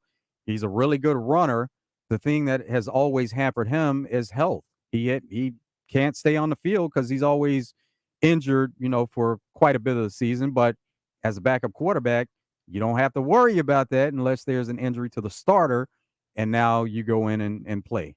So what was the team that drafted him? Who drafted him? It was the Titans. So the Titans drafted him. And so it's only been the Titans, the Falcons, and now the Eagles, or was he somewhere else in between that? Raiders. I knew there was Yeah, he another was with team the in Raiders there. for a few years. Raiders. Okay. Yeah. Well, good for him. That'll be awesome. And he actually played a little bit where, Derek Carr was there for a long time, but anytime they would get in a goal line situation and they wanted to go more run oriented with the option, they would put him in. Well, maybe they'll see some packages for him with Philadelphia. Yeah, maybe not, because Jalen Hurts can do all that. Yeah. Well, maybe if they're just trying to not make him get hurt. I don't know. But that's good for him, is everything for him is going well as a backup quarter. By the way, the poll question was just, what do you think about mustaches, yes or no? It's about pretty indicative of everything. 50.5% say yes, 49.5% say no. So pretty split as far as just what's your opinion on mustaches, yes or no? You can interpret it however you want. But again, some people have to really pull it off a certain way. And we always have a smart aleck like Eddie on Twitter says, well, they look terrible on women. So I say no. It's like, well, okay, thank you. We weren't really discussing that, but okay. Great answer. Great. Glad you could put that into perspective. Goodness. But hey, listen, we're up against the top of the hour. Updates coming up. We got Coach Matt Zimmerman joining us. We're talking about scheduling. Guy's been doing it a long time, especially with the news of Arkansas adding Purdue in the exhibition charity game for men's basketball this season in Bud Walton. But we'll get to that and a lot more in the third hour of Out of Bounds coming up next.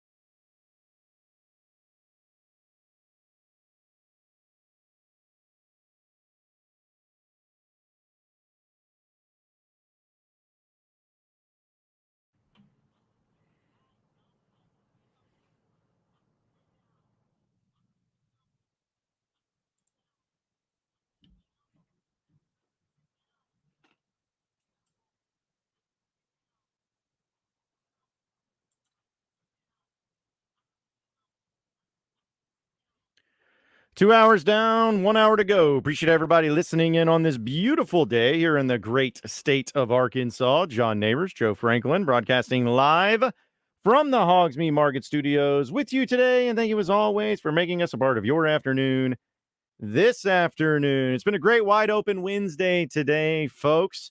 We've had some giveaways. We've talked about some NFL contracts and also some baseball and some mustaches, if you can believe it. But hey, that's what we do here on a wide open Wednesday. But still, some of the big news, of course, has been dealing with Razorback basketball. In case you're just joining us or haven't had a chance to hear, Arkansas added a really, really great and marquee game against Purdue men's basketball this season, Bud Walton Arena, as a preseason charity game. It's an exhibition game, so it won't go towards any of the win-loss records there. It's similar to what Arkansas and Texas did last year there in Austin, but should be an absolutely great matchup, which a lot of Razorback fans will be showing up for. But scheduling that has always been fascinating, and scheduling in general has always been fascinating. So let's find out what processes go into all of that with our guy, Coach Matt Zimmerman, as we go to the Jones and Sun Diamond and Bridal Fine Jewelry Hotline and welcome him in now. And Coach, as always, appreciate you joining us. How you doing this afternoon?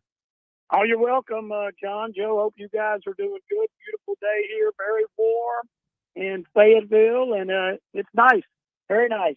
Yes, it is warm, no doubt about it. But it's glad that we're indoors and being able to to look at it from outside in. It's definitely awesome to have you on, and appreciate you coming on such short notice. So, reason we really wanted to bring you on is talk about scheduling, but we'll start with the announcement of Arkansas basketball being able to bring Purdue into Bud Walton Arena with Zach Edey, who, of course, was a player of the year last season, and have a preseason game, exhibition game for charity. Just what do you make of that matchup and the fact that you get to have both Purdue and Duke playing in Bud Walton Arena this season is a pretty awesome thing. Oh, that's great. Great for the schedule, great for the team, great for motivation, really good for our fans. And I think that the challenge and these kind of exhibitions, although it doesn't count on your record, they're really good to have. And I think they're important to get, John, when, we really don't do home and home series much anymore. Coach is he's not a big into doing a lot of home and homes. He's not afraid to schedule people. It's mostly going to be neutral site games, and like the game with OU in Tulsa, or going to Maui, or going to Bahamas. So it's going to be a lot of neutral site. And then you have the challenge every year. And so to get Duke and then to get Purdue in an exhibition game is really big. And I just think it's really good for our fans, and it's really good for our players. Because if you can't be motivated and excited as you're practicing, as you're working out, as you're going through all this stuff, knowing that, hey, this is coming. I'm about to play some great games in Bud Walton. Now, we know we're always going to get, the conference games that are so critical. Those are fun. But you always want to have, I know when I was able to do the schedule, anytime you could get a Michigan, or you could get a Syracuse, or even if you played a Clemson or Minnesota or Wake Forest, that was good. It was good for your team. It was good for your fans. So to get Purdue in here is good. They got the National Player of the Year coming back. Their guards has kind of always been their problem.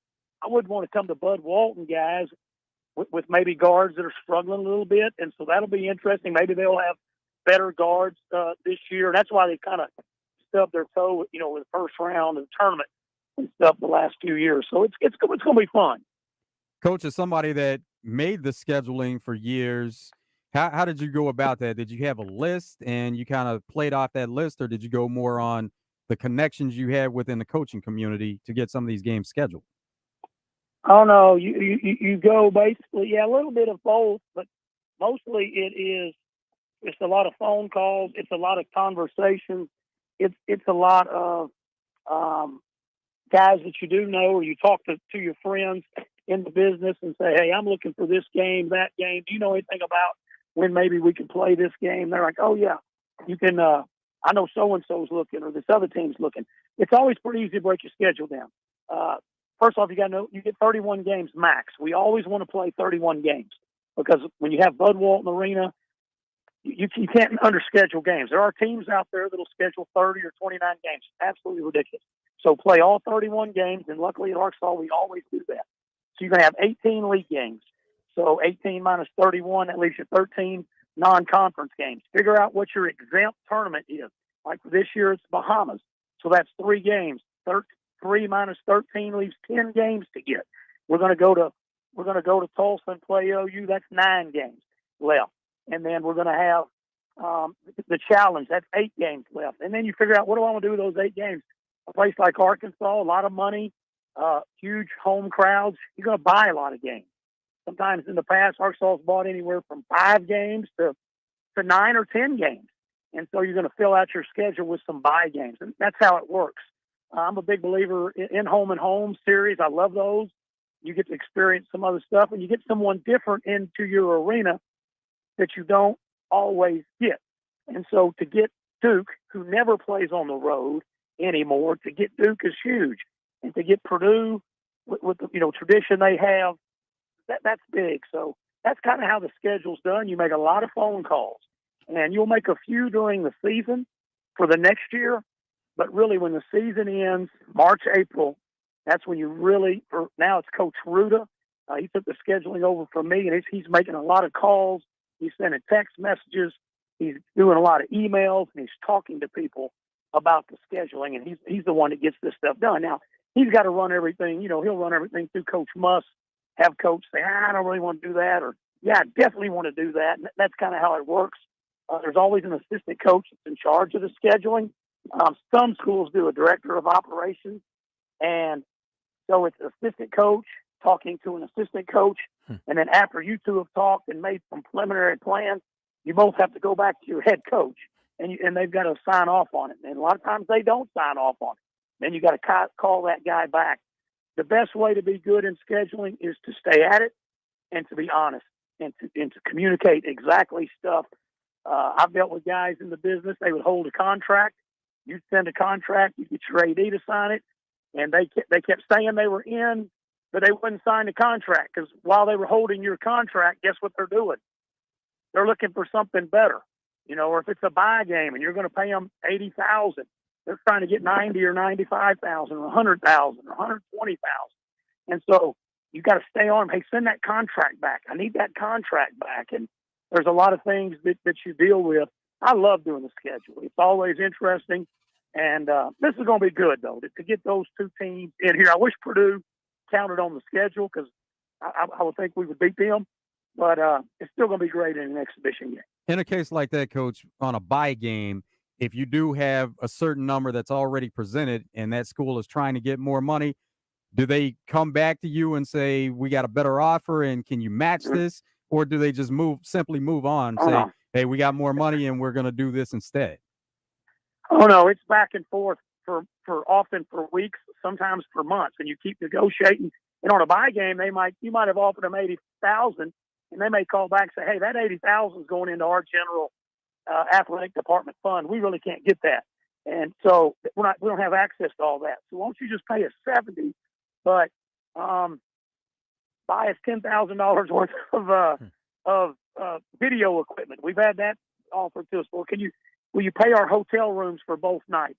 12 rooms for 2 nights each, 24 rooms. We do that a lot. You do a lot of hotel negotiations. Can you pay our local bus? When I first started coaching, if a team flew in, the local bus would be $1,000. Now somebody flies into X and A and they're here for a couple days, or if they bus in, that bus is going to be $5,000-$6,000. So they'll say, hey, will you pay for our bus? There's a lot of things that you do. Even when I first started scheduling, coaches might say, Coach, can I get an honorarium?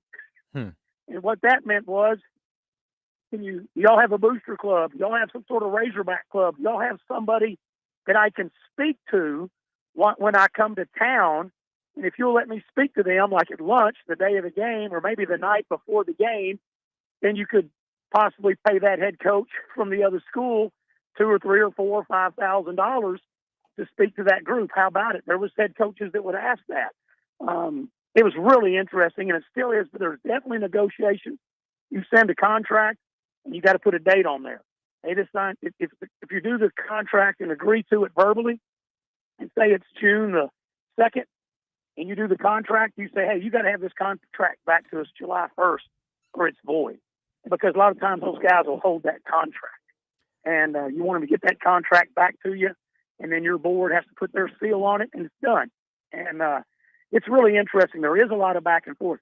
Sometimes even after you've sent the contract and your AD has signed it, they will come back. You've done all these negotiations, and they say, "Hey, we're getting more money from other places. You're going to have to up this $20,000 more dollars."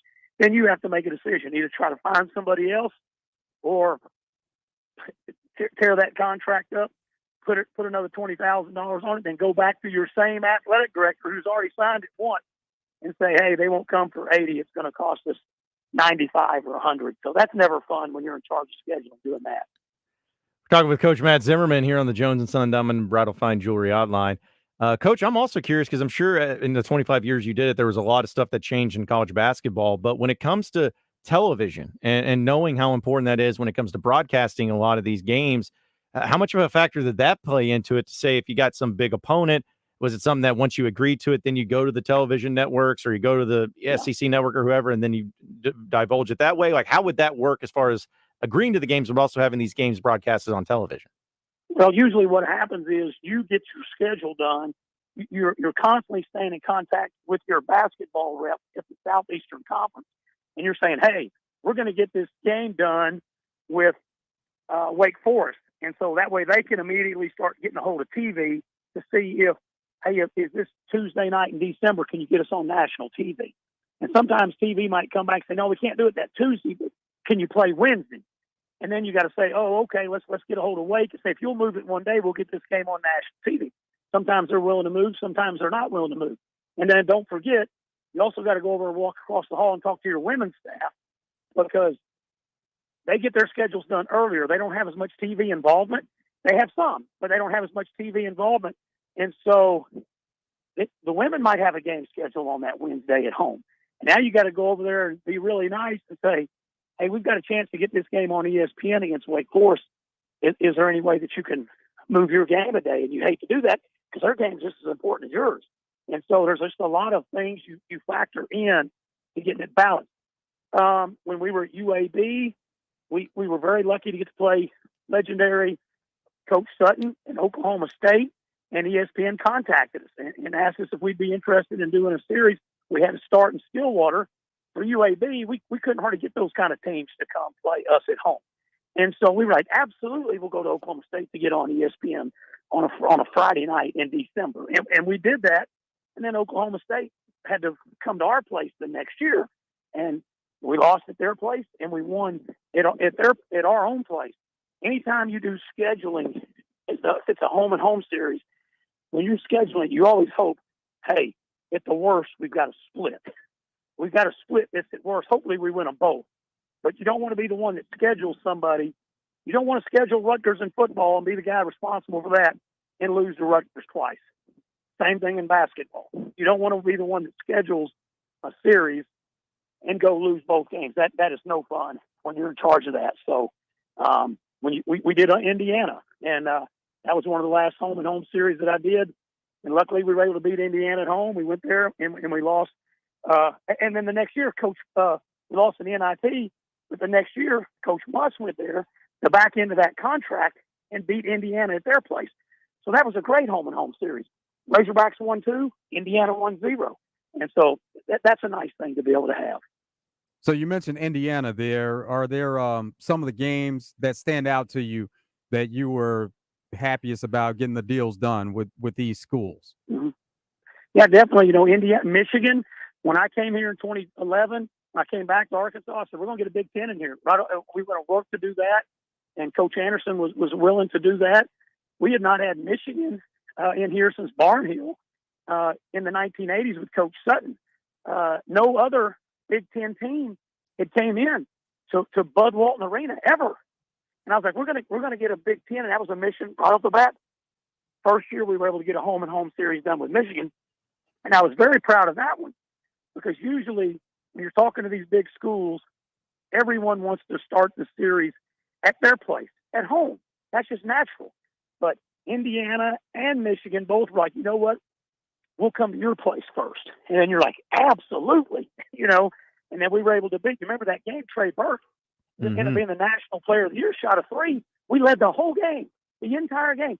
He shoots a 3 at the buzzer, and if there's a pitcher out there, the ball's 3/4 down in the rim, and it pops out, and we win. Then we go to Michigan the next year, and we got beat. And so it was a home-and-home series. We split. Remember, at the worst, you want to split a home-and-home series. I'm proud of that one. I liked a lot of the games that we did, even Clemson, Dayton, Wake Forest. Those were all good. Arkansas, when I was at Missouri, we would play Arkansas. I was always excited when we could get the contract done because we weren't in the same conference at that time. To get to play the Razorbacks, that was good. And there's been some other good ones along the way, but it's always exciting. Wayne Stellick did it for many years here. He scheduled the Arkansas UNLV series where the Hogs went to Vegas first and then came here for the tremendous game. Those were two nationally prominent games, but at the end of the day, UNLV won both of those games. And so, Coach Stellick was very good in scheduling. That's where I learned a lot of it. Coach Ruda does very good in scheduling. And a big part of it now is these home-and-home series. The bye games, negotiating and getting those bye games on the exact date that you want to play. Well, Coach, you brought up that Michigan game, and I thought that was such a fascinating thing. Because if correct me if I'm wrong, that was like in the middle of the conference season too, right? Wasn't right. it? And because I think they had a big recruiting weekend for football, and Dorial Green Beckham was there. You had Torrey Hunter there, and it was a who's who. Because I waited out in line to get in the student section there for many hours, and it was quite cold. But it was quite a game. Yeah, you're exactly right, and that was TV. So us in Michigan talked, and I was dealing with one of their assistants, and it was a John Beeline. It was a good staff. They were very easy to deal with, and we got fortunate. They did not have any road games scheduled. Originally, they thought their ACC Big Ten Challenge game was going to be on the road, I think. So that was going to be their non-conference road game, and the rest of them were going to be neutrals and home games. But something happened, and it gets to be it was early. It was April or May, which in basketball scheduling, April and May is early for the next season.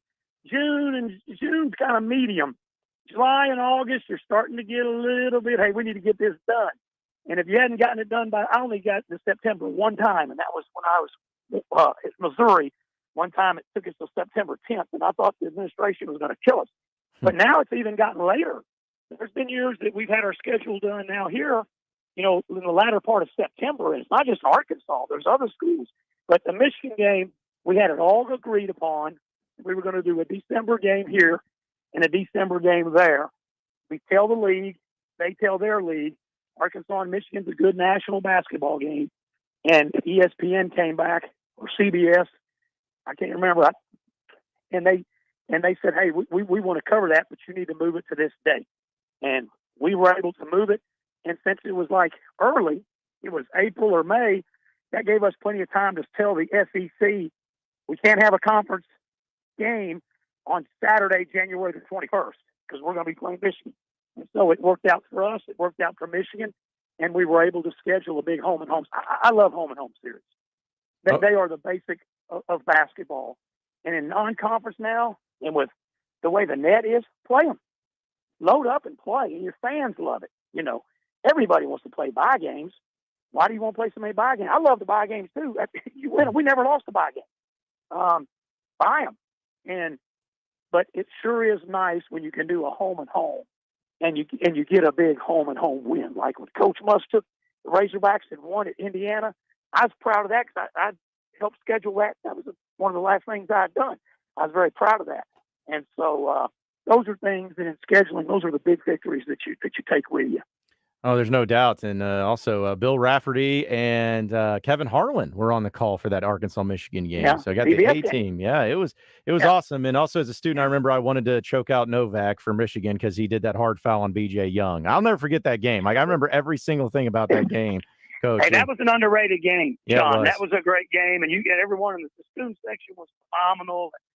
The atmosphere in Bud Walton was tremendous. And you're right, but you remember Trey Burke's shot, don't you, and how far down that was. Yeah, and it was because they had to come from behind for it. It was a great game, and I know that Purdue and Duke game in Bud Walton will be great as well. But, Coach, hey, we appreciate you coming on last minute, talk a little scheduling with us. Enjoy the rest of your summer, Coach. We'll be catching up with you soon. Oh, you're very welcome. Enjoyed being on with you guys. Go on. All right, appreciate it. Again, that was Coach Matt Zimmerman joining us on the Jones & Son Diamond and Bridal Fine Jewelry Hotline. Take a commercial break and come back with more Out of Bounds on a Wide Open Wednesday next. So stay with us.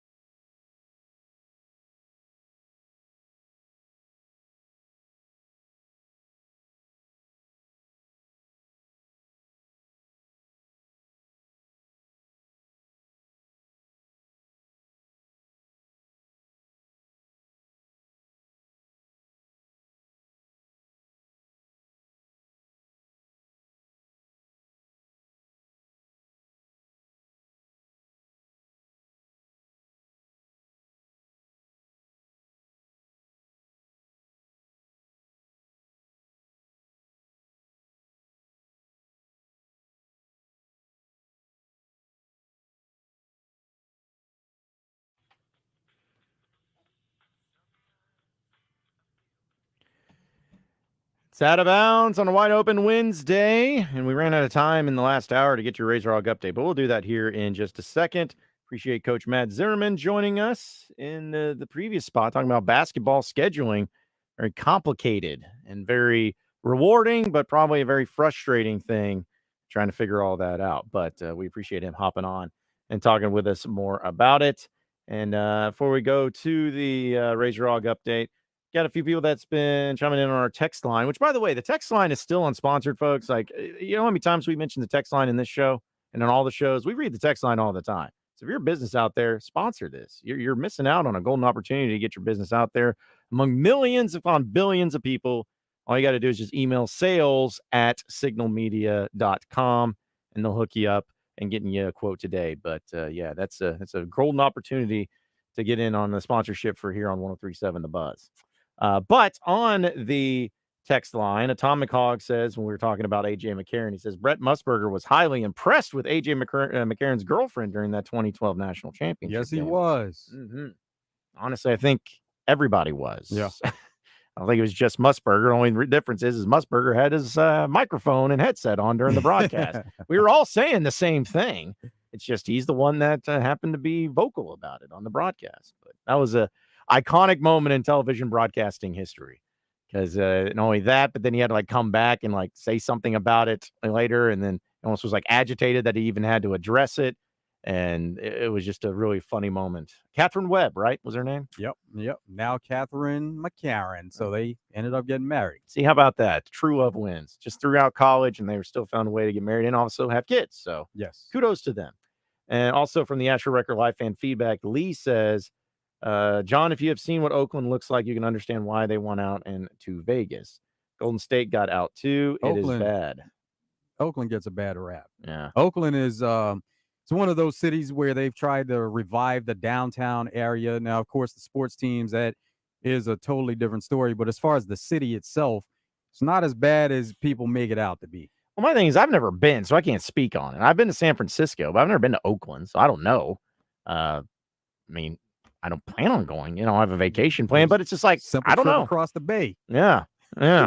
Well, it's you know, I had to check out San Francisco, you know, first to see how that goes. But I think there's more to it than just simply, oh, they went out of Oakland.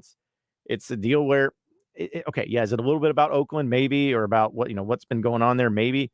But it's also the enticement of playing in Vegas. Like that's huge. Like not being able to get these stadium deals done, that had a lot to do with it. That's why the Raiders left, and that's why the A's are leaving now. Like, and in fact, you could even make the argument that's the biggest reason why, is because of the stadium and the issues that's been going on for years now. That's a big deal. But Lee also goes on to say, what is y'all's big trade deadline predictions for Major League Baseball? Cards should sell and bring up their entire AAA. Mason, we know that's not happening. Yeah, Mason Wynn, who was committed to Arkansas out of high school, is tearing it up in AAA in Memphis right now. I don't know if I have any predictions. Ohtani to the Dodgers. I don't know. I'm just throwing something out. That's the biggest one out there. Ohtani. Yeah. What happens with him? Does he stay with the Angels, or does he ultimately get traded? I will laugh about the fact that people are interested in the trade deadline and knowing Ohtani could be a thing there, but also with the Bet Saracen app, they actually have specials on MLB trade deadline stuff. And the number one is, of course, where will Ohtani play after the 23 trade deadline? Still the clubhouse leader in your odds, minus 200, is the Angels, obviously. But the next best odds, the Orioles at plus 1,000 for Ohtani. They're in first place in the AL East. Wouldn't that be something? Diamondbacks at 1,200, plus 1,200. Mariners at plus 1,200. Padres at 1,400, and the Rangers at 1,400, to name a few. Now, the Rangers, division rival, don't know if that one is happening. I would be shocked if that ended up happening. But if you like the long shots, though, White Sox, Royals, Athletics, Pirates, and Nationals, all at plus 25,000 right now on Bet Saracen. And the Guardians are also at plus 15,000. So how about that? The Dodgers is actually plus 1,600. So get this. Yeah. Again, just betting odds here on Bet Saracen. Plus 1,600, you got the Reds, which we know that they've got a great thing going on there with De La Cruz. But The Dodgers, Yankees, and Phillies are all at plus 1,600 for Ohtani. It's not the best odds, but those are the third best odds tied for it. The Dodgers, Yankees, Phillies, and Reds at plus 1,600. Those are all teams that are competing, and they're wanting to add to the lineup and make them better teams. And Ohtani, wherever he would go, he would make the team better. Yeah, and they also have a good amount of money there. And, L.A. Dodgers and Yankees, and they can make it work. They spend more. Yeah. They spend over the cap, and they pay the luxury tax, and they're willing to do that every year. Yeah, that would be really fun. I'd appreciate that. And I would enjoy that if whether it's the Yankees or the Dodgers, just to see him and Ohtani go to one of those big markets franchises. It'd be good for baseball too overall. Which I'm sorry saying that, and every person that's a Cardinal fan or whatnot is throwing up right now because they could not stand it. But still, it'd be fun for the casual baseball fan. Let's go to the phone lines. Bob is in Hot Springs Village. What's up, Bob? Hey, how are you guys doing today? Good. Doing great. Good. I want to make a comment, not my own opinion, something that both of you talked about yesterday. I tried to call in and couldn't get in, but late yesterday afternoon, you all, particularly John, was shouting, "Oh, I'm all for all the players getting as much money as they can possibly get," and what about who pays for that? The people that pay for it are you and I. We're the people that buy the ticket.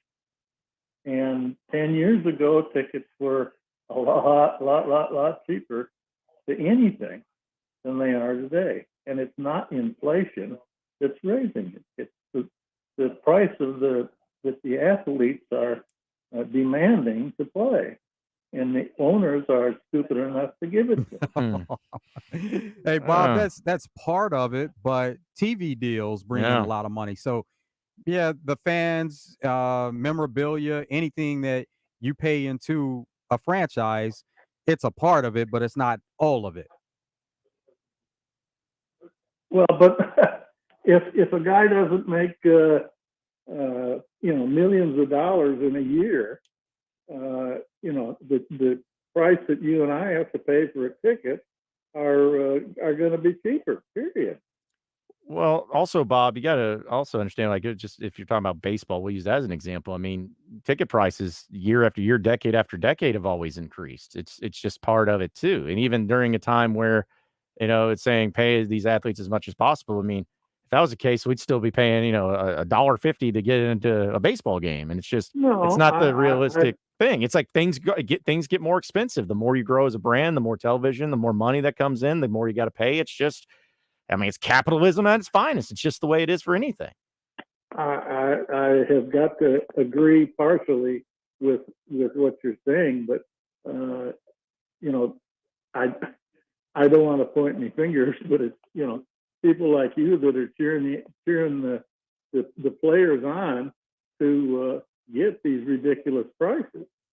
And if we were not willing to pay the ticket prices that they're demanding now, prices would go down, attendance would go down, they'd have to go down. Yeah, but I still think there's a lot of other financial things that they're getting in revenue besides just ticket sales. I mean, merchandising is a huge thing that they make a lot of money on. I mean, like Joe said, the television broadcast, like the ticket prices as far as how expensive they are and what they go towards is nowhere near the type of money that they bring in because of television rights and all of that. Like it's part of it, but it's not a huge part of it. Like television, merchandising, things like that go too. Well, I still think they're making way too much money, and I just have got to disagree with people that out there leading the charge. You guys make more money, make as much as you can, and you're just pricing people out of the opportunity of seeing professional sports. That's all I'm trying to say. Oh. But anyway, thank you very much, and I enjoy your program. Well, we appreciate you calling in, Bob. Agree to disagree on that.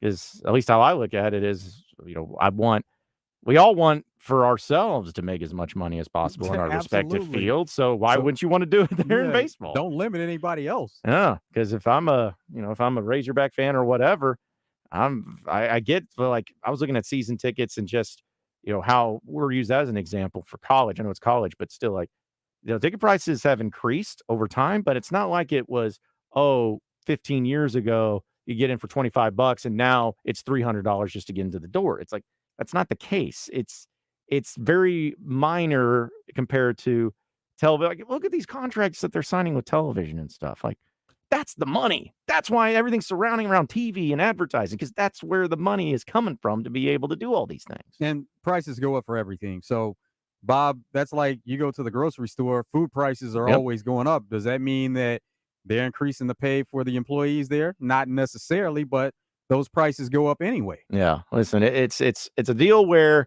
if you're still going to watch the games, if you're still able to go to the games, it's true. It does get pricier, it does get more expensive, but you're still seeing packed out houses. You're still seeing a bunch of people there going to these games. So it's not like that they're struggling because it's ticket prices. It's just, the way things go. And as time moves forward and moves on, things just get more expensive. And because of it getting more expensive, franchises are always having to be creative in trying to get people to the games. Oh, yeah. They got to find ways to do that. But hey, we're up against it. Final segment, 3 and Out coming up next. You're on Out of Bounds. Stay with us.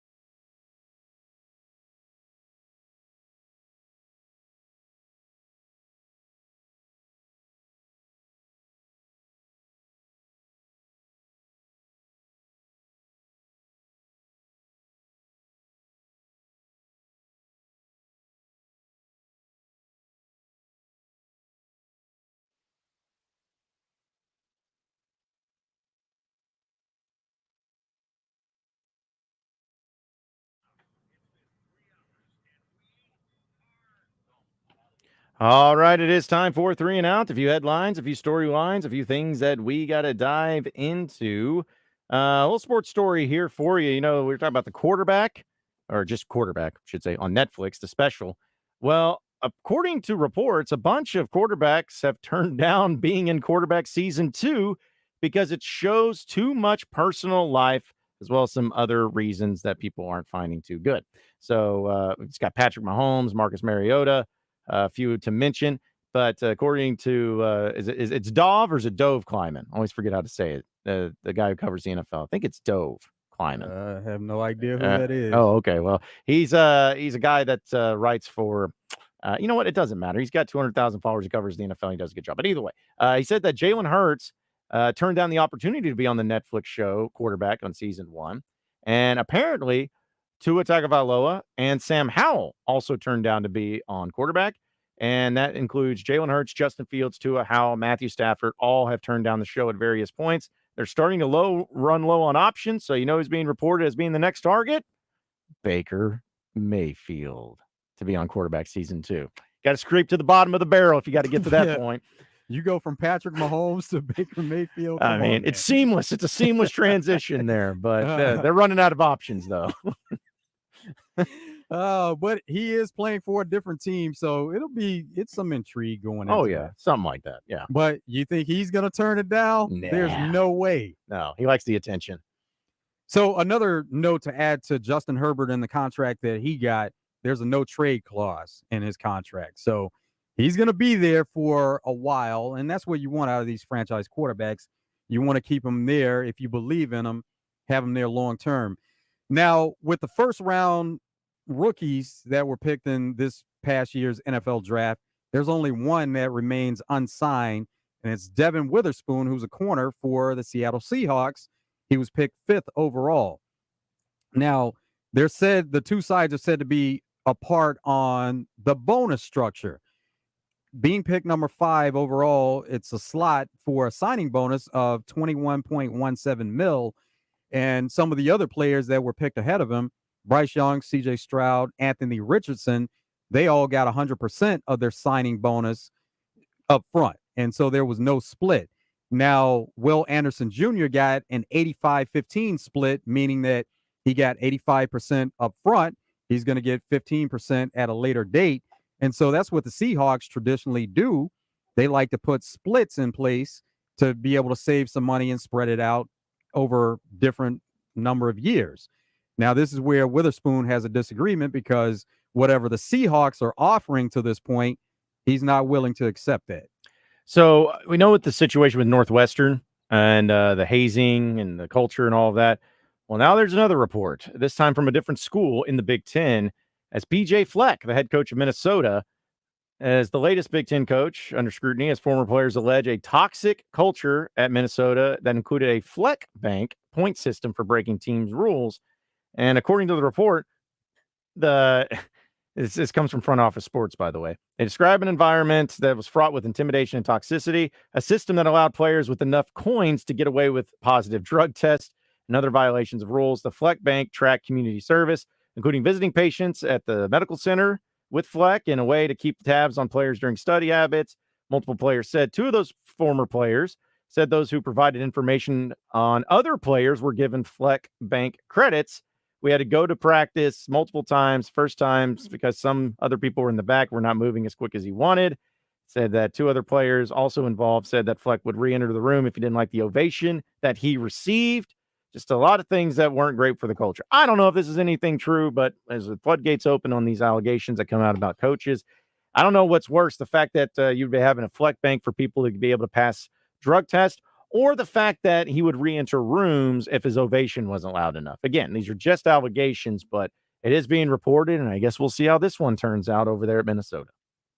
Steph Diggs, receiver for Buffalo Bills, he's getting a lot of questions because last month, a mandatory minicamp, he missed the beginning of it, and there was a lot of speculation as to why he wasn't there.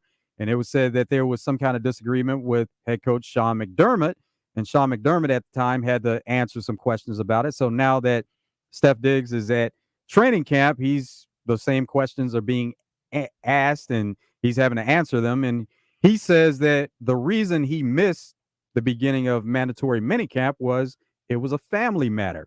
And what matters here most is winning.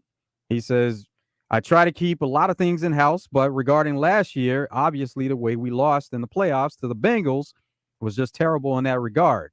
You don't want to lose any game. We've been here trying to get over the hump, and obviously it causes a lot of frustration. So that's what many people pointed back to the moment that they lost the game last year. And Steph Diggs, he's an emotional player.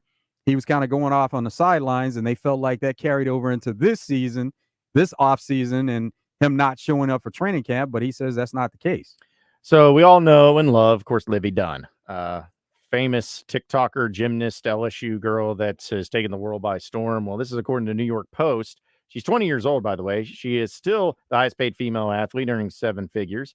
But apparently, according to Elle Magazine, she's no longer able to attend classes in person due to, quote, safety reasons.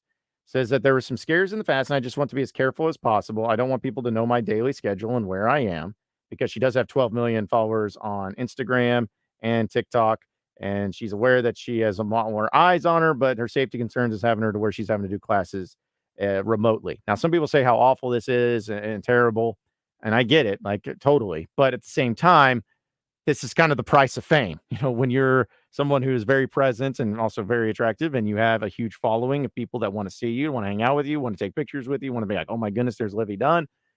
This is kind of what's going to happen. So it's unfortunate for her. But again, when you have 12 million people following you on social media just to see you do a TikTok dance, people are going to follow you around and want to be around you. So that just comes with the price of fame.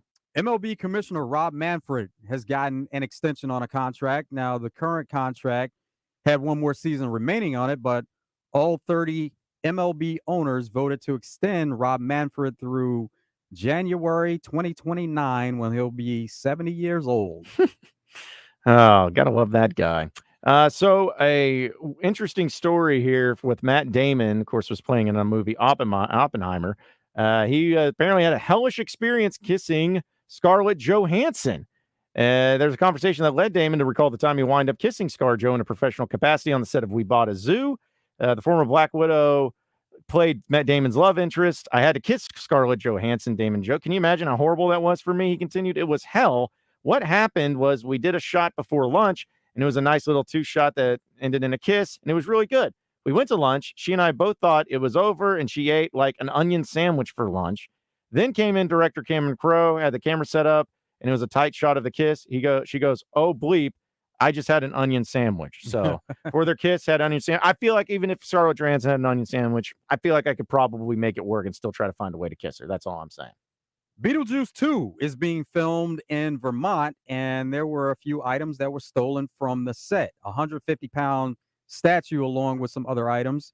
And it was said and caught on video that an older model GMC pickup drove to the scene, grabbed the items, and drove away, and no arrests have been made.